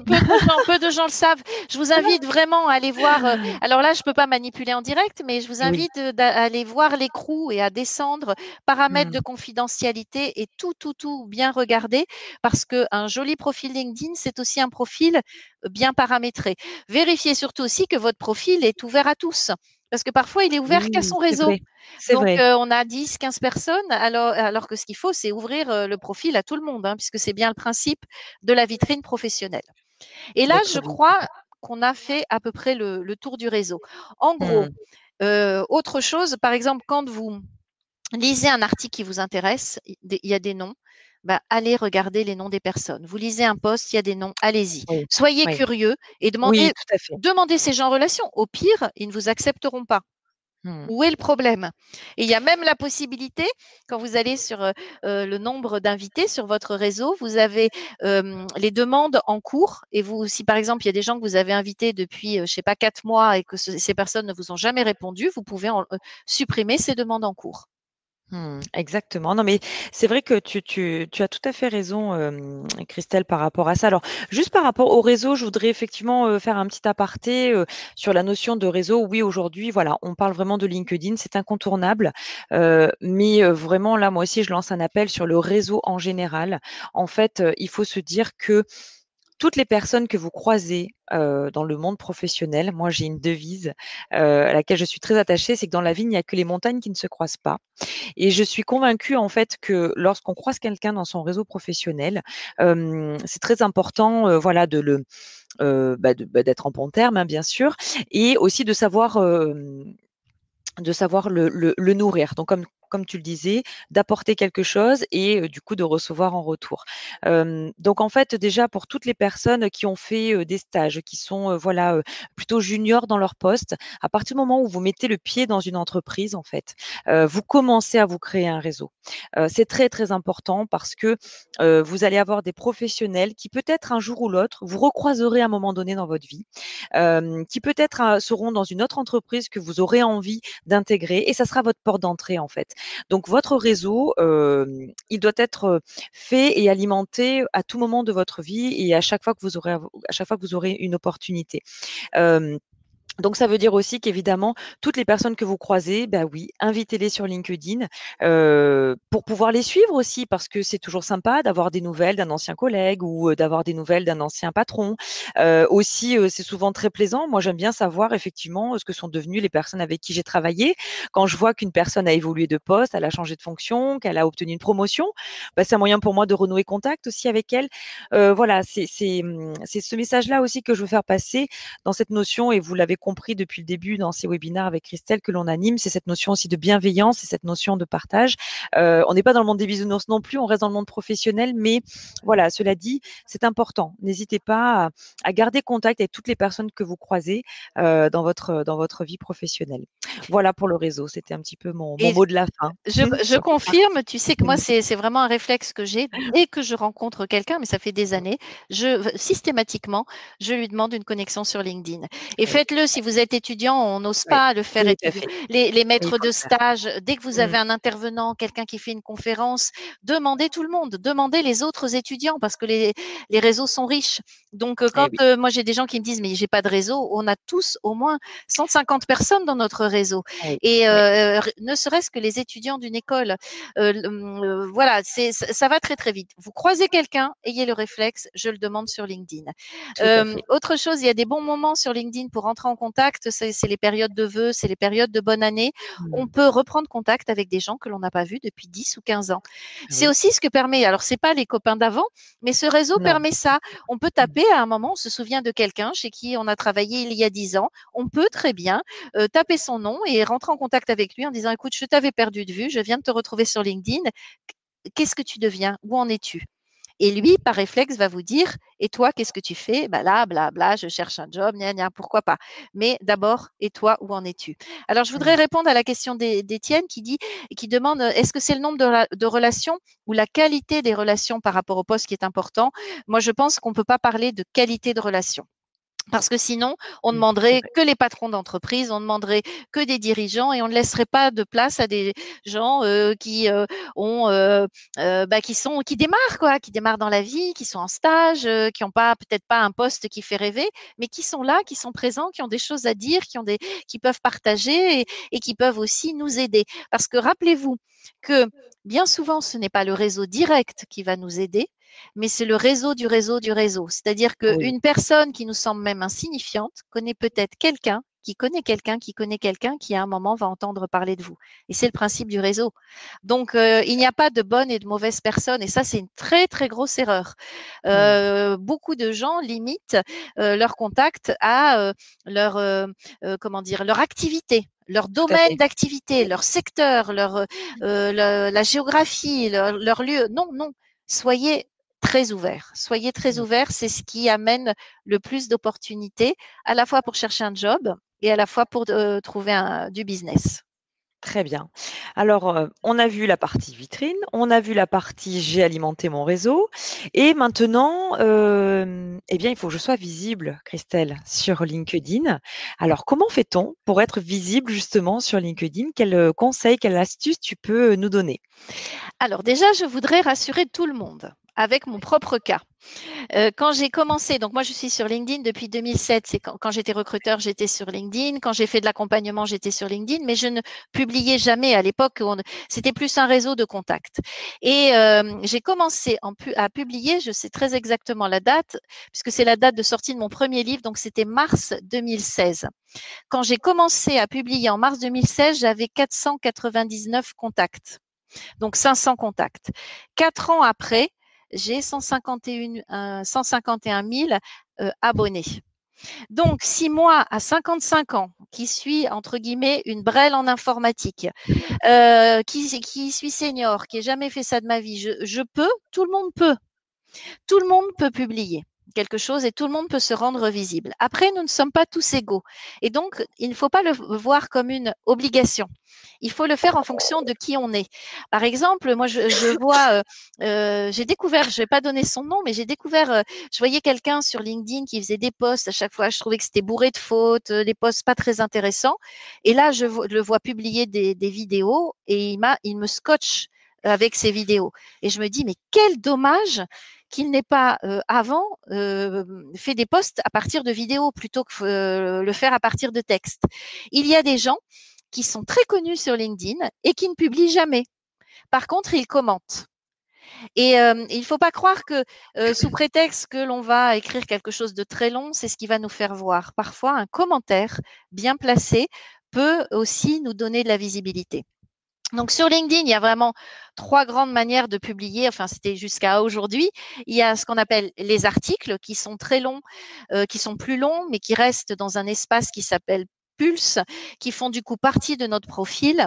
Il y a les posts qui partent dans le fil d'actualité, qui sont beaucoup plus courts, qui entraînent beaucoup plus de viralité, mais qui finalement disparaissent, ont une durée de vie moins longue et qui ne font pas partie de la vitrine comme les articles. Les articles ont une URL, ils peuvent être retrouvés via Google, ce qui n'est évidemment pas le cas des posts.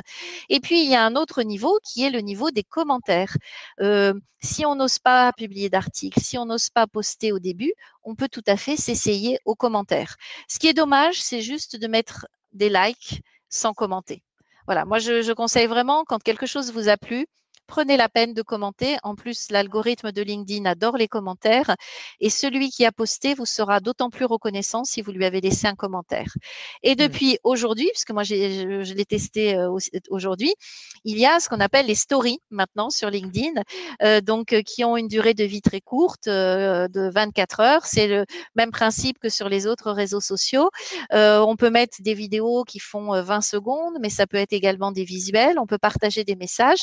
Et là, on est dans quelque chose de beaucoup plus court, beaucoup plus éphémère, mais qui peut aussi toucher différemment sa communauté. Le plus important, c'est d'avoir une ligne éditoriale, c'est-à-dire d'être repérés par rapport à ce qu'on écrit. Excusez-moi, je vais reprendre encore mon cas, mais ma ligne éditoriale concerne la recherche d'emploi, le recrutement, la marque employeur. Donc, c'est très, très lié à la recherche d'emploi.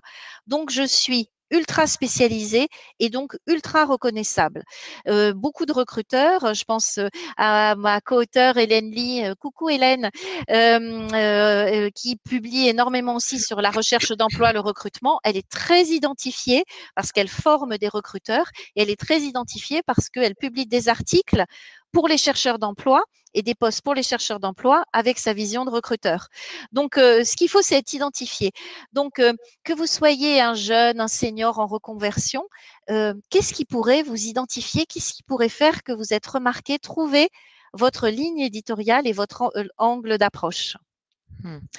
Donc, quelque part, on va reprendre par rapport à la vitrine, on va reprendre la trame et la cohérence effectivement de notre parcours que l'on révèle sur notre profil LinkedIn pour réaliser des posts qui soient en lien effectivement avec tout ça. C'est ce que tu appelles cette ligne éditoriale? La ligne éditoriale, c'est de rester plutôt sur quelque chose qui fait qu'on nous reconnaît. D'accord. Voilà, il y a des personnes qui vont être spécialisées dans la publication de contenu. Il y a des personnes qui vont être spécialisées dans des thèmes. Ça peut être le bonheur, ça peut être la bienveillance. Je pense, je sais pas, par exemple, Kevin Will qui lui publie sur la positivité. Il a son domaine d'activité, mais lui, il fait des posts positifs. Voilà. Donc ça peut être aussi sur quelque chose d'humain, sur une qualité humaine. C'est pas uniquement sur une technicité. Ça peut être vraiment sur autre chose. Et puis il y a je pense à Béram par exemple, qui met en avant des CV. Donc il est très identifié parce que il va partager des CV et il va aider des chercheurs d'emploi. Voilà, c'est réussir à être identifié. Alors justement, parce qu'aujourd'hui, l'objet de ce live, c'est justement d'apporter des précisions, d'apporter des astuces. Les personnes qui nous écoutent ne sont peut-être pas des professionnels du réseau. Et des fois, on peut se dire, oui, mais quand même, ça peut être difficile pour moi de poster. Déjà, quelle est la différence entre un article, un post? Voilà, enfin, tu vois, moi aujourd'hui, tu m'as appris, Christelle, tu es venue nous former chez Icademy, justement pour nous aider à à être cohérent avec notre ligne éditoriale et c'est vrai que depuis que je suis tes conseils, je vois effectivement la visibilité qui a fortement augmenté lorsque je publie quelque chose. Mais parfois, je me pose encore des questions parce que je suis pas une professionnelle de la communication. Là, nos participants sont dans une démarche de se dire, «Je dois, me rendre visible effectivement, par rapport à ma recherche d'emploi». Bon, voilà, qu'est-ce que je peux Commencez faire, tu vois, Commencez pour, petit. oui, Commencez par les commentaires. Déjà, d'accord. OK. commencez C'est la par, première et étape. les OK. commentaires qui concernent, les posts publiés par des gens qui vous intéressent. Soit Mmh. parce qu'ils sont dans votre secteur d'activité, soit parce que ce sont des recruteurs, soit parce qu'ils sont, aussi très lus.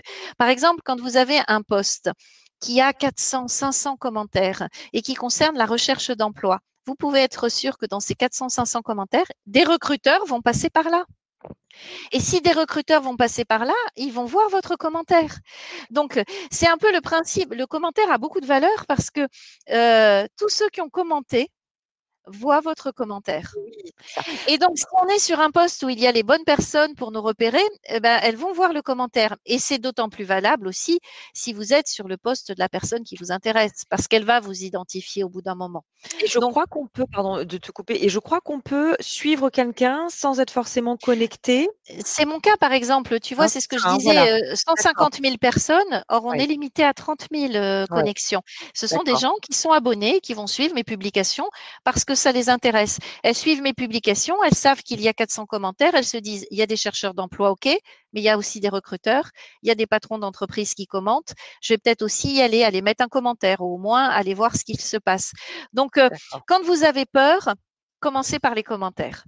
Justement, ça veut dire que, par exemple, j'identifie que, monsieur ou madame Y sont, la personne à qui va recevoir ma candidature, qui va traiter ma candidature sur le poste que je vise.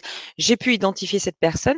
Je peux aller sur LinkedIn, commencer par la suivre, si elle est active et puis commenter et donc me rendre visible et après demander une connexion. C'est ça que tu évoques? Oui, oui, D'accord. et puis la personne peut même vous demander en connexion aussi, hein, si elle Eh vous oui, voit souvent.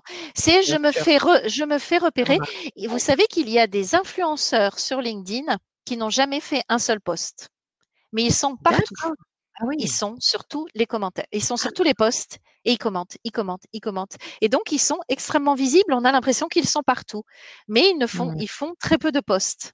D'accord, donc on n'est pas obligé de faire un post Non, obligatoirement? il y a aucune, de toute D'accord. façon, sur LinkedIn, il n'y a aucune obligation de Mmh. rien parce que ça va dépendre de chacun. Donc, Oui. je commence, si j'ai envie, ben, je commence à commenter. Ensuite, un post, bon, ben, on va en haut de son menu, on voit qu'on peut soit faire écrire un article, soit poster. La différence, c'est que le post est limité à 1300 caractères, donc c'est quand même assez court, alors que l'article est beaucoup plus long. L'article, on peut y revenir. L'article, c'est plutôt pour les gens qui savent bien écrire, qui ne font pas trop de fautes d'orthographe, qui ont une vraie patte. Mmh. Il faut que ça corresponde à leur ligne éditoriale. Si vous cherchez un job dans la communication, par exemple, le community manager, dans le management, dans la politique, pourquoi pas, on va attendre que vous sachiez, ou dans le marketing, que vous sachiez écrire, ou dans la presse, que vous Mmh. sachiez écrire et faire un article long. Les articles sont moins aimés en ce moment par l'algorithme depuis quelques mois, donc il y a moins de visibilité. Par contre, ils restent chez vous. Eh oui. Sinon, vous faites un post, 1300 caractères, autant les occuper le plus possible parce que maintenant il y a un nouvel élément, je ne sais pas si vous en avez entendu parler, c'est ce qu'on appelle le dwell time. C'est l'algorithme de LinkedIn qui compte le temps resté sur le post. Donc plus vous allez remplir et écrire de choses, plus les personnes qui vont vous lire vont rester longtemps. Et après, vous pouvez mettre des pièces jointes. Donc ça va être soit je mets une photo, soit je mets une vidéo, je peux mettre même un carrousel, donc avec plusieurs pages qui permet de diffuser beaucoup de contenu et je publie mon post. Alors, si pour répondre aux questions, quand est-ce qu'il faut publier, quels sont les meilleurs moments, certes, il y a des moments qui ont été identifiés, par exemple le mardi de 8h à 10h jusqu'au jeudi, pourquoi pas, etc. Mais en fait, le bon moment pour publier, c'est d'être là D'être en disponible. d'être disponible parce que c'est pour ça que moi j'ai des gens qui me disent ah ben moi je programme mes publications, mais ça a aucun intérêt selon moi de programmer une publication parce que ce qu'il faut c'est être là, parce qu'il y a toujours ce souci de la machine. La machine va regarder pendant votre première heure de publication de votre post ce qui sont appelés les interactions. Des commentaires. Et là aussi, c'est un secret, c'est que si vous faites un post, même s'il est hyper passionnant, hyper brillant, hyper drôle, s'il n'y a pas de commentaires et que vous ne répondez pas aux commentaires, de toute façon, il passera dans le fil d'actualité et il ne sera pas sélectionné. Donc, tout se joue la première heure, voire les 4 premières heures de diffusion du post, où il faut absolument que vous ayez des commentaires, mais surtout que vous y répondiez. Parce que parfois, on voit des commentaires, et on se dit, mais où est celui qui a posté? Où est-il? Déjà, c'est pas super respectueux pour ceux qui commentent. Alors, il y a des gros influenceurs, par exemple, qui postent et puis qui ne répondent pas. Moi, je trouve qu'il faut répondre à tout le monde quand on peut. Mais pour le petit posteur qui poste et qui se dit, moi, j'ai un texte super intéressant, il se passe rien. Ben non, c'est parce que si vous partez pendant ce temps-là, si vous ne répondez pas, l'algorithme considère que votre poste n'intéresse pas. Eh Et oui. à cela se rajoute maintenant le temps de lecture passé à votre poste. Mmh. D'accord, très bien. Donc, on n'est pas obligé de faire un post ni d'écrire un article. On peut commencer, voilà, par se rendre visible de cette manière-là. Hem, qu'est-ce que tu peux nous donner comme autre astuce, justement quand on est en recherche d'emploi, quand on est en recherche d'une alternance, pour pouvoir se rendre visible vis-à-vis, de notre réseau ou du réseau que l'on cible? Est-ce qu'il y a d'autres conseils que tu peux nous apporter? Alors, non, pour vraiment pour se rendre visible, alors déjà, on l'a dit tout à l'heure, pour se rendre visible, c'est avoir les bons mots-clés pour que les recruteurs puissent nous retrouver quand ils font vraiment des recherches techniques. Oui. Se Mmh. rendre visible, c'est avoir le bon profil parce que c'est un profil qui va être proposé parce qu'il est bien rempli, voilà. Se rendre visible, c'est publier et du moins être là. Être là aussi pour les autres. Donc, même si vous ne voulez pas commenter, que vous voulez juste mettre un like, mais mettez un like, mais vous êtes là. Être un peu partout. Et c'est pour ça que sur LinkedIn, il faut être très curieux. Il y a le fil d'actualité qui passe, des choses nous intéressent. Par exemple, je me dis, je m'intéresse au secteur de l'agro-business. Bon, bah, tiens, il y a quelque chose qui passe sur ce sujet. Je lis l'article, je lis le post, je vois telle personne, je clique sur la personne. Tiens, elle a publié ça. Je vois d'autres personnes, je reclique et ainsi de suite. C'est une vraie curiosité. Et plus vous allez faire ça, plus vous identifiez des gens qui publient et plus ensuite vous allez sur leur publication. Et si vous n'osez pas les demander en connexion tout de suite, vous faites suivre ce que tu conseillais tout à l'heure. C'est-à-dire, Mmh. vous faites suivre et vous serez au courant de leurs publications. Et vous lisez les publications. Plus vous allez lire, par exemple, pour les demandes d'alternance, il y a des alternants qui ont trouvé, parce qu'on dit à l'heure actuelle, il n'y a pas de poste, il se passe rien, le marché stagne. C'est vrai, mais je vous assure qu'il y a des alternants qui ont trouvé et grâce à LinkedIn. Mais ils ont fait des choses un peu incroyables. Il y en a qui ont fait des vidéos hyper originales. Il y a eu, je sais pas, des CV transformés en journal. Il y a eu, enfin, beaucoup de démarches hyper innovantes. Et c'est de ces personnes, si ça marche, si vous voyez qu'il y a des commentaires et qu'il y a des likes et des vues, etc., ben il faut se dire, ben, peut-être que la manière dont je recherche mon alternance n'est peut-être pas la bonne.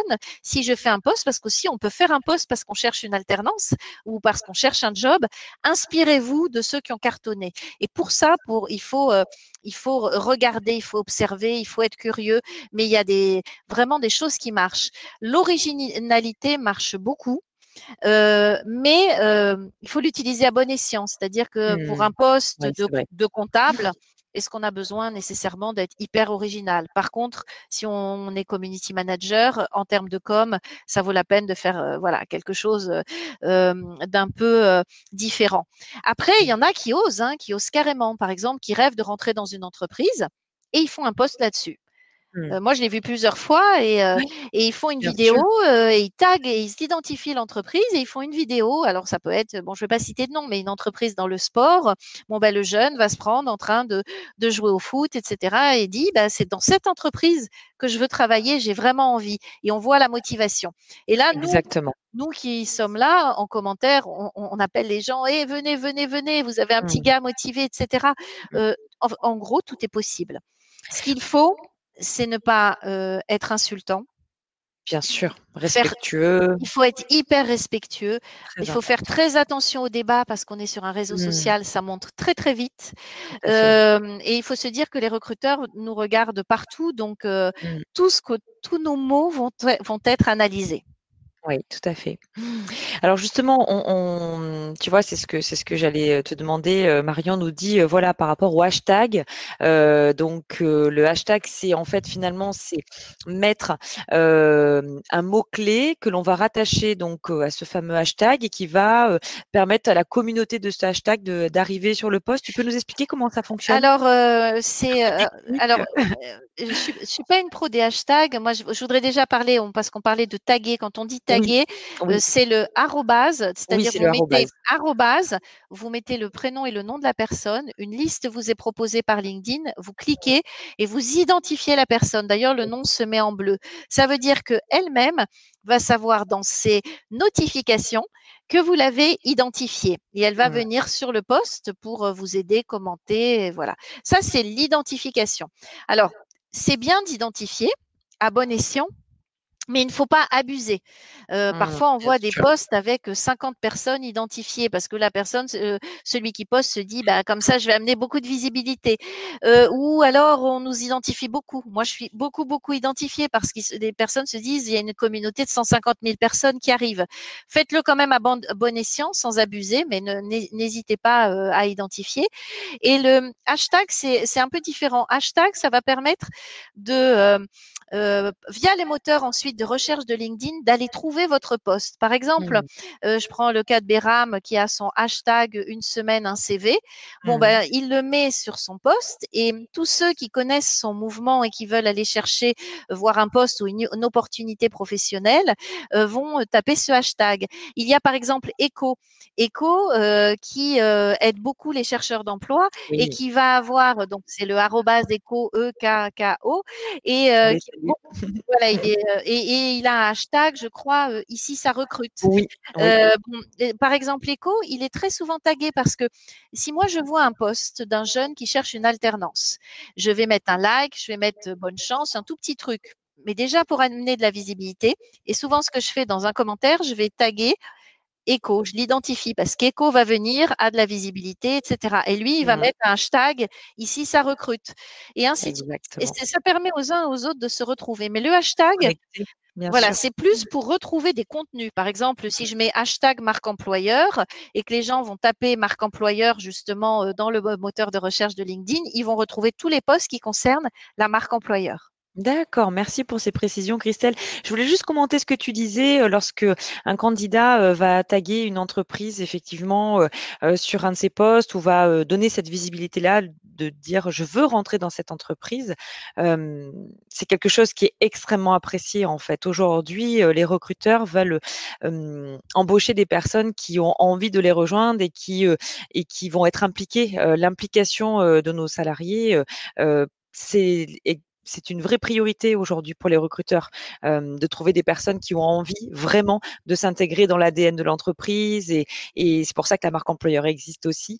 Donc voilà, donc n'hésitez pas à le faire quand vous avez une entreprise et que vous rêvez effectivement de l'intégrer, bah, dites-le tout simplement parce que très peu de gens déjà osent le faire, alors que finalement, le faire, c'est exprimer, c'est se positionner et ça, c'est très apprécié. Hem, Ça s'appelle la motivation et oui, encore une fois, ça reste le oui, premier critère. tout à fait. Et un candidat qui va être motivé et ça se voit sur LinkedIn Mmh. par ses commentaires, etc., va intéresser. Mais attention à la motivation. Moi, j'ai eu le cas, je crois que c'est aujourd'hui ou hier, sur un commentaire dans un post, quelqu'un qui met Madame de Foucault, j'attends votre like sur mon post.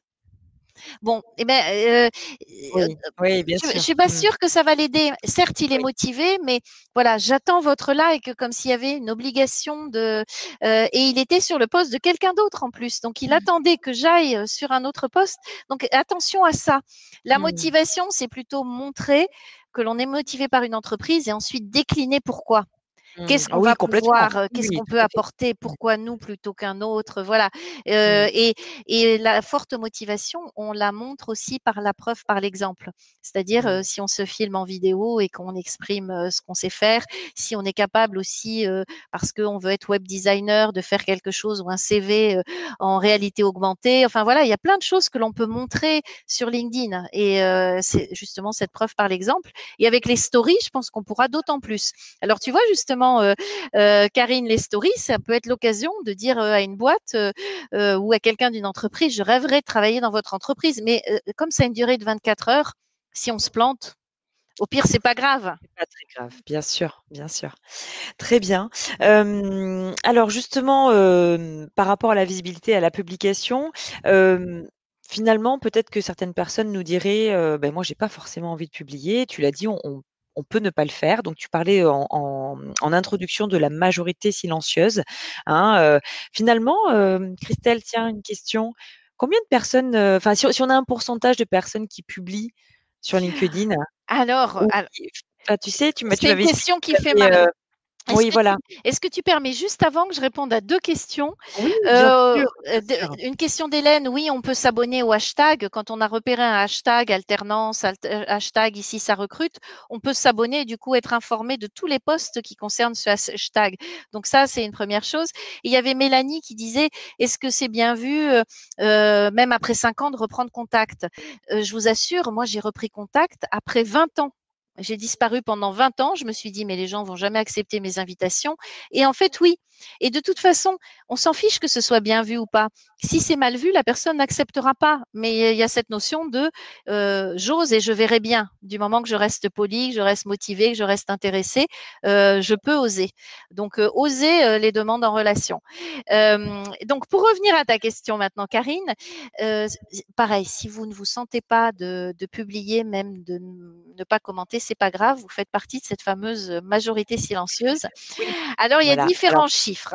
oui, c'est ça. C'est ça qui Alors, nous il y en intéressait. a, je ne sais pas quels sont les bons, mais on dit qu'en moyenne, il y aurait 1% des personnes de LinkedIn qui publient. Donc, soit des articles, soit des 1%, c'est 1%. peu, Donc, hein? c'est très peu, mais ça veut dire que c'est top parce que celui qui publie est très visible. Eh oui. Ensuite, il y aurait entre 9, c'est le 1, 10, 90. Il y aurait 10% des gens, enfin, du coup, 10% des gens qui like et commentent, donc qui interviennent finalement, qui interagissent, et 90% des gens qui ne font rien, mais rien. Et c'est pas si grave parce qu'ils utilisent LinkedIn comme un moteur de recherche, un moteur de veille. Ils prennent des contacts, par contre, ils peuvent intervenir en message privé.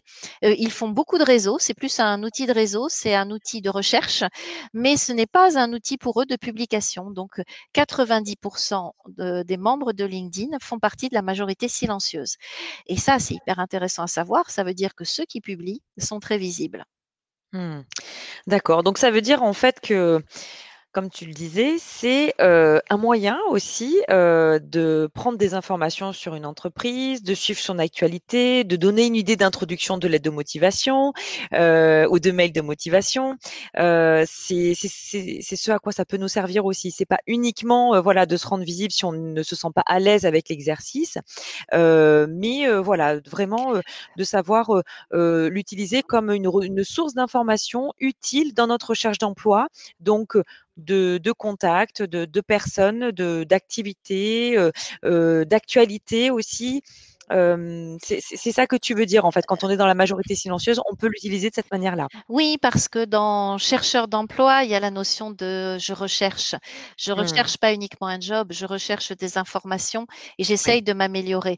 Donc, par exemple, si je recherche des profils qui sont identiques à moi, eh bien, je vais voir ce qu'ils font. Et Mmh. peut-être que moi, j'ai du mal à mettre mes 7 mots-clés qui correspondent à mon projet ou à mon métier et je vais en trouver un hyper intéressant chez quelqu'un d'autre. Je vais Bien regarder sûr. aussi leur parcours. Peut-être qu'ils ont réussi à exprimer dans leur parcours ce que moi, je n'arrive pas à exprimer. À ce moment-là, je m'en inspire. Je peux m'inspirer d'une vidéo, je peux m'inspirer d'un résumé. On ne détient pas soi-même la vérité. Les autres sont hyper inspirants. Alors attention au plagiat, hein. Surtout, ça ne veut pas dire que je Ah copie oui. intégralement, mais je m'inspire. Je m'inspire des gens qui sont comme moi, je m'inspire de ceux qui réussissent, je m'inspire des recruteurs, je m'inspire des personnes en entreprise et surtout, je réussis à découvrir l'âme des entreprises au travers des hommes qui constituent l'entreprise, des hommes et des femmes, hein, bien entendu. C'est-à-dire que plutôt qu'elle est, par exemple, sur le site corporate d'une entreprise, je peux le faire, hein, bien évidemment, je peux taper le nom de l'entreprise, voir les gens qui y travaillent et je Oui. découvre l'âme en fonction des publications. Est-ce Mmh. qu'ils ont Tout l'air à d'être fait. solidaires entre eux dans cette entreprise Mmh. parce qu'ils se commentent mutuellement? Est-ce qu'ils partagent des bons contenus? Que fait le PDG? Par exemple, moi, je suis parfois très surprise. Je vois des CEO d'entreprises qui publient. Ils ont des grosses communautés et qui répondent aux commentaires. Alors Mmh. peut-être que d'autres le font à leur place, mais en tout cas, ils répondent. Je me dis, tiens, ben, dans cette boîte-là, ils donnent cette impression. Et dans d'autres entreprises, je vois des publications descendantes avec, ben voilà, je vous informe de ça, aucune réponse à des commentaires. Ça veut dire Et des oui, choses. Ça bien veut dire sûr. des choses. Et actuellement, on s'intéresse à la qualité de vie au travail, on s'intéresse à tout ce qui est RSE, on va s'intéresser au télétravail, on s'intéresse aux valeurs beaucoup plus qu'avant. À mon époque, on ne s'intéressait pas aux valeurs, hein, d'une entreprise. Maintenant, on Alors, s'intéresse aux valeurs. Et les c'est le mot. valeurs, je te coupe, les Non, non, valeurs, mais elles sont transmises par les hommes. alors justement, tu vois, là, c'est le moment et il en faut toujours un de moment où je suis pas d'accord avec toi, C'est c'est le très bien. moment où en fait, je pense que certaines entreprises ne sont pas toujours, bien formées pour bien communiquer sur LinkedIn. Et que, parfois, il peut y avoir, des communications maladroites, sans le vouloir. C'est pas pour autant que c'est pas une bonne, entreprise. Évidemment, tu as raison, ça donne un ton, ça donne quelque chose. Donc quand il y a des signaux forts qui surgissent, c'est vrai que c'est bien, on peut en prendre, voilà, on peut se dire: «OK, ça a l'air sympa de bosser dans cette entreprise». Mais cela dit, il faut aller aussi au-delà, hein. C'est-à-dire que la vraie vie, elle se passe dans l'entreprise, elle ne se passe pas que sur le réseau, et il peut y avoir une belle solidarité évidemment, entre les salariés, même s'ils ne savent pas communiquer sur LinkedIn. Je me permets Mais tu as complètement raison, mais parce que voilà, enfin, Catherine, c'est surtout pour la jeune génération qui dit: «Oh mais LinkedIn, ça sert à quoi?» Ben oui, ça sert, mais voilà, aller au-delà. Encore une fois, cette curiosité, encore une fois, c'est l'échange avec la personne qui va, permettre, justement de pouvoir avoir plus d'informations. Donc voilà, est-ce que tu veux rebondir? alors déjà, non, mais je rebondis sur le fait, on l'avait dit déjà au dernier live, bien entendu, je ne détiens pas du tout la vérité, hein, Bien sûr, oui, ni pas sur du la tout, recherche d'emploi, ni sur LinkedIn. Non, mais parce que nous sommes tous différents et il y a beaucoup oui, de vérité. Et ça, c'est bien. C'est pour ça que c'est exactement. intéressant de faire ce live à deux, parce que ce sont deux points de vue, voilà. Et au contraire, non, non, si on a des points de vue qui s'éloignent, c'est très bien. Mais je ne sais pas tellement éloigné. Alors déjà, heureusement qu'il qu'il y a des entreprises qui sont mauvaises en communication sur LinkedIn parce que c'est mon job. Alors, ça me permet d'avoir un Voilà, peu, c'est voilà, ça. pour moi, c'est bien. Ce sont mes potentiels clients. Mais non, mais quand je parlais de l'âme, je te donne un exemple. Par exemple, on voit un recruteur d'une entreprise qui fait une super publication qui donne vraiment vraiment envie et qui dit est-ce que vous connaissez des personnes qui seraient intéressées par ce poste, blablabla. Bla, bla. Alors ils nous vendent des paillettes, ils nous vendent des licornes, ils nous vendent des baby-foot, ils nous vendent, voilà, maintenant ils nous vendent les gestes barrières, du gel Ah oui, hydroalcoolique, des masques et voilà, et des visières. Mais enfin bon, ils nous vendent un truc de marque employeur. Et puis, on identifie dans les commentaires des personnes. On dit, ben, un tel pour ce poste, un tel, un tel, un tel. mmh, Et puis, le recruteur n'est pas là. Il mmh. ne répond pas. Les personnes qu'on a identifiées ne sont pas contactées. Et donc, pouf, l'effet qui se coule retombe. Eh bien, moi, si je suis candidat, ça m'interpelle en disant, cette entreprise recherche, mais elle n'est pas capable. Elle recherche sur LinkedIn, mais c'est pourquoi? C'est pour se faire voir et après, elle n'est pas capable d'accueillir. Voilà, mais il faut encore une fois amener les nuances. Qui est le recruteur? Est-ce que le recruteur appartient à l'entreprise ou il fait partie Mmh. d'un cabinet? Si c'est un Eh cabinet, oui, on s'en fiche. Par contre, bien s'il sûr. appartient à l'entreprise, est-ce qu'il y a bien des licornes et des paillettes dans cette entreprise et pas uniquement du béton et des bureaux fermés, par exemple, tu vois? Ouais. Et ça, on le voit, la manière de communiquer quand même des gens parce que l'âme ressort. Oui, bien sûr, bien sûr. Alors il y avait une question qui m'intéressait de Marion sur la notion de est-ce que je dois mettre mon numéro de téléphone? Alors, en tant que recruteur, je dirais oui, parce que c'est vrai que systématiquement, si je vois un profil qui m'intéresse, je vais tout de suite aller dans les coordonnées pour voir si je peux le contacter. Hem Parce que pour moi, c'est plus facile, de faire un contact direct et je vais appeler et comme ça je laisse un message. Bon, je peux aussi faire un message écrit, mais ça me prend plus de temps. Et vu que je cours après le temps, voilà, en tant que recruteur, j'apprécie effectivement que le candidat puisse mettre son numéro de téléphone, mais il n'y a évidemment aucune obligation. Mm. C'est une donnée personnelle, c'est à vous de voir si vous souhaitez le mettre ou pas, et du coup d'en assumer évidemment le fait d'être contacté par ce biais-là, par des recruteurs, mais aussi par d'autres personnes. Voilà.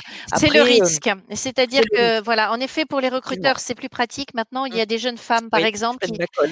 voilà, il y a des jeunes femmes qui se sont embêtées, se sont fait embêter hein, sur des parce que Mmh. une jolie photo, il y avait leur numéro de téléphone, elles se sont fait Ah oui, harceler, voire oui. appeler. Donc voilà, en tout cas, ne C'est mettez une pas. minorité quand même ça. Ça Ben, reste, attention, on reste sur ah un oui? réseau D'accord. ouvert. On reste sur un réseau ouvert.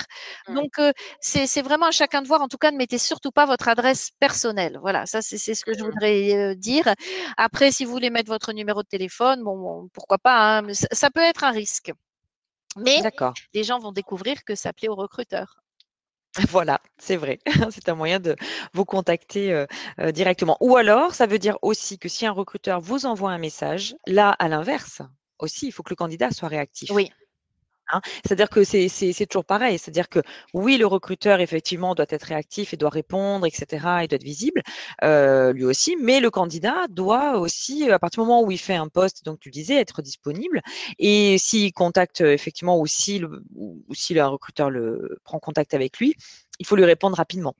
Voilà, Voilà, c'est dans les 2 sens. Ce qu'on c'est dans attend les d'un 2 sens, hein. recruteur, il faut Mmh. en tant que candidat, être là, en effet, quand le recruteur en a besoin. Ouais, Alors, je tout à voyais fait. aussi sur les formats des articles, on revient sur certaines questions, mais c'est pas très grave puisqu'on est dans les dernières minutes. Oui. Est-ce qu'un article doit nécessairement être court? Non, c'est le poste qui est court et qui fait Mmh. 1300 caractères maximum. Un article peut être indéfini, enfin infini. Moi, personnellement, je préfère les articles courts, mais il y a plein de gens sur LinkedIn qui aiment beaucoup les articles longs. Ce qu'il faut, c'est Mmh. se sentir à l'aise et que ça corresponde à votre ligne éditoriale. D'accord, très bien.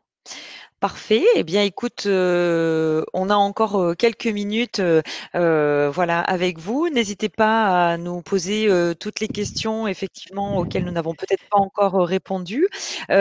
Christelle, voilà, nous avons parlé donc des 4 grandes thématiques, hein, que tu souhaitais aborder ce soir. Est-ce qu'il y a, d'autres astuces, d'autres Alors, informations que tu veux Oui, apporter? je vais pouvoir les donner en regardant les questions.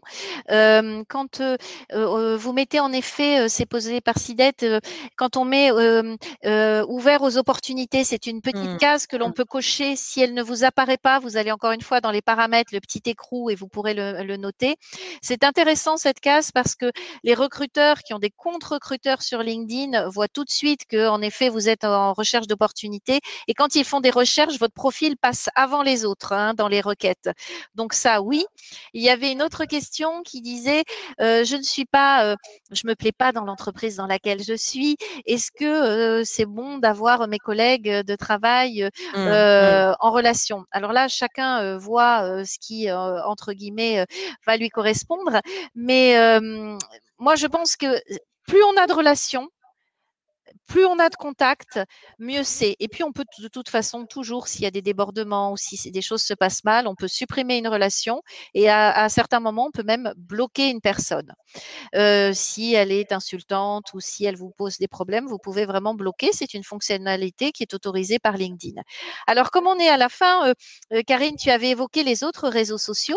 Oui, Donc, justement, oui, effectivement, c'était justement ce sur quoi j'allais rebondir. alors, Alors, dans les réseaux sociaux pro, ouais, il y a Twitter. Twitter oui, qui reste vraiment quand même un incontournable, avec notamment un mouvement qui a été initié par Alban Jarry, il doit y avoir peut-être 5 ou 6 ans, qui s'appelle le mouvement I4 Emploi. Ça s'écrit I4 Emploi.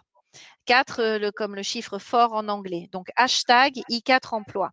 Quand vous avez un compte Twitter, il faut que ce soit un compte professionnel et que vous souhaitez que votre CV ou que votre profil soit partagé, que vos publications soient partagées. Dans votre profil Twitter, vous mettez ce I for emploi avec un R, ça veut dire que vous voulez un retweet. Et des gens qui sont bénévoles, comme c'était mon cas, auront dans leur profil un I4 emploi. Et quand ils voient passer votre post, ben, que font-ils? Ils vont le retweeter. Et l'avantage de Twitter, c'est que ça va à la vitesse de la lumière. Donc, dans les deux sens, que ce soit des offres d'emploi ou des recherches d'emploi, ça part à une vitesse absolument folle. Donc, il y a mmh, des gens qui sont très à l'aise avec Twitter. Donc, si vous décidez d'être sur Twitter, c'est un très bon réseau professionnel qui peut vous amener des opportunités. Par contre, faites-le avec un compte professionnel. oui. Ça m'amène du coup à Facebook. Sur Facebook, il y a des groupes emploi qui sont vraiment très intéressants. Je pense aux groupes notamment Var Emploi et Info, Réseau du Soleil de Toulon, de notre région à nous. Donc c'est le groupe de Martine Sophie Komiakov Oui, oui, qui est sur Toulon. oui. Typiquement, c'est un groupe Facebook bénévole et Mmh, Martine Sophie met en contact des entreprises de Toulon, enfin non, du Var, avec des chercheurs d'emploi.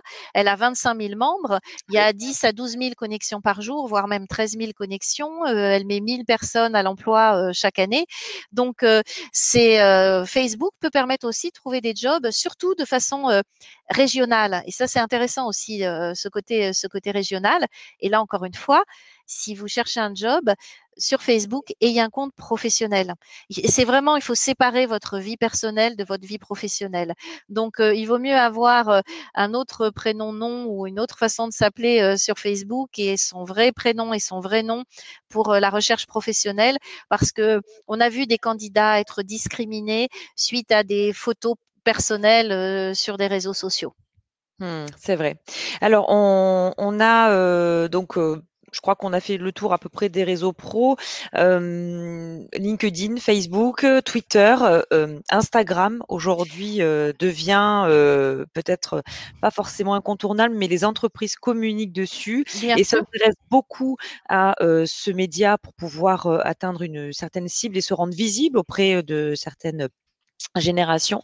On parlait, même parfois de Snapchat aussi. Alors, on est, peut-être sur, par exemple, je sais que l'armée de terre, qui, voilà, avait parfois aussi avait parfois du mal à se rendre visible auprès de la jeune, génération, et pour être un peu plus fun, hein, utiliser parfois, ce type de réseau. Mais là, en fait, c'est finalement un petit peu, comment les entreprises vont se rendre visibles auprès des candidats parce qu'en fait, hem il faut savoir que voilà, les entreprises ont du mal à recruter, ça reste une vraie problématique et c'est pour ça qu'elles déploient leur marque employeur, c'est pour ça qu'elles se rendent de plus en plus visibles auprès des candidats parce qu'elles veulent attirer effectivement vers elles les personnes. Alors, Après, oui, oui, justement, concernant Instagram, et ça pourrait être TikTok, etc., on en vient à la notion d'influenceur.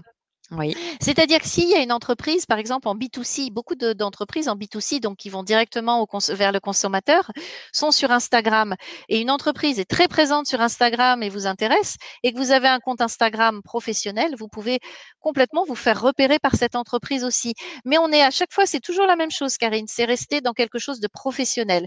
Parce que exactement. dès qu'on est sur du personnel, il peut y avoir des dérapages et surtout de la discrimination. Donc, le réseau Et on peut perdre social, le contrôle aussi, hein, de notre image à ce moment-là, bien parce sûr, que la voilà, ouais, ça aussi c'est important. les images vraiment restent et peuvent à un moment, quand on les fait, on est jeune, on est dans un contexte et tout, et elles peuvent ensuite nous porter vraiment préjudice. Et c'est très difficile de les faire enlever de la toile. Donc, quand on est en recherche de travail, d'emploi ou même de stage, il faut commencer à faire attention à ça. C'est en fonction de où je veux aller, je vais décider de communiquer d'une certaine manière avec une ligne éditoriale. Je choisis mon réseau, qui peut être de tous ces réseaux annoncés. Et on parle de TikTok de plus en plus, hein.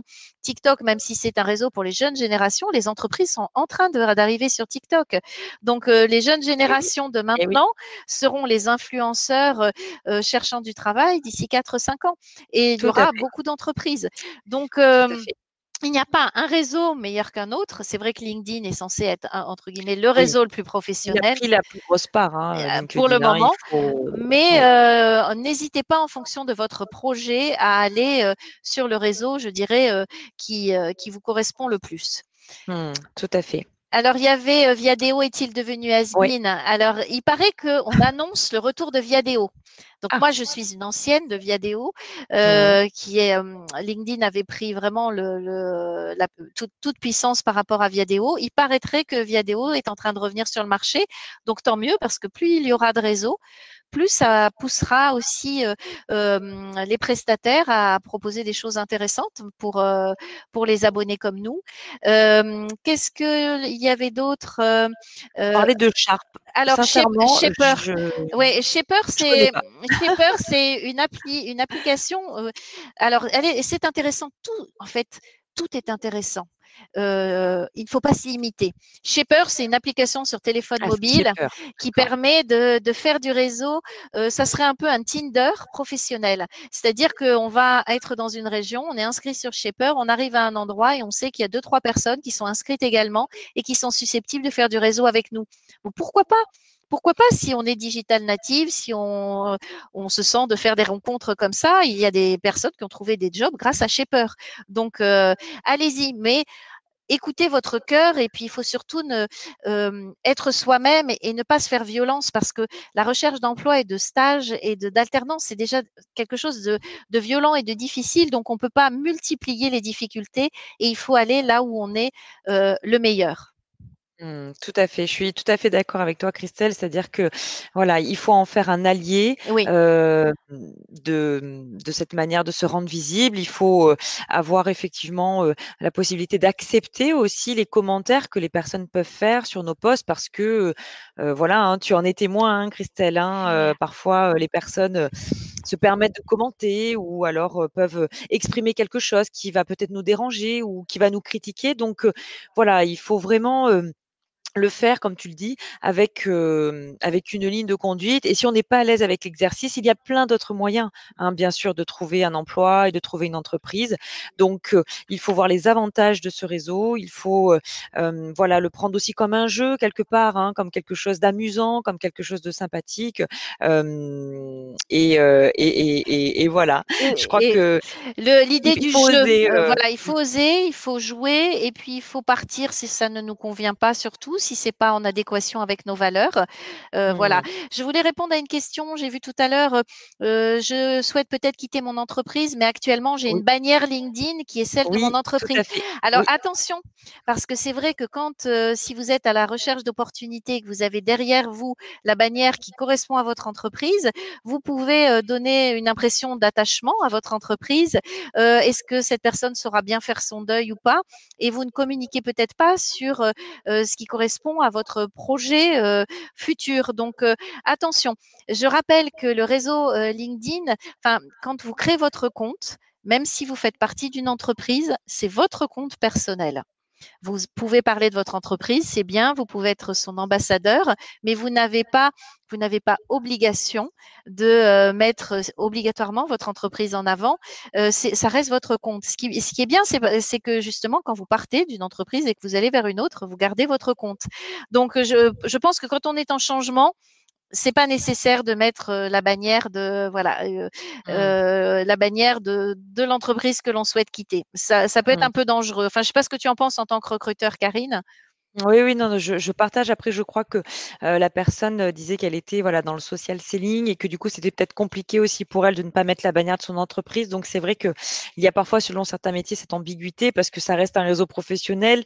On se présente en tant que personne, mais des fois, on représente son entreprise. Voilà, c'est vrai, comme tu disais, il faut, à un moment donné, se positionner et garder une ligne de conduite, hein, quel que soit, le choix que l'on va faire pour l'utilisation de ce réseau.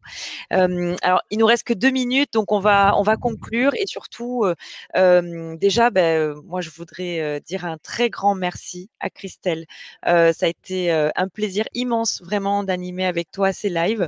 Ça a été, vraiment, que du bonheur. J'espère, que voilà, que toutes ces réponses peuvent aider toutes les personnes qui sont en recherche d'alternance ou d'emploi.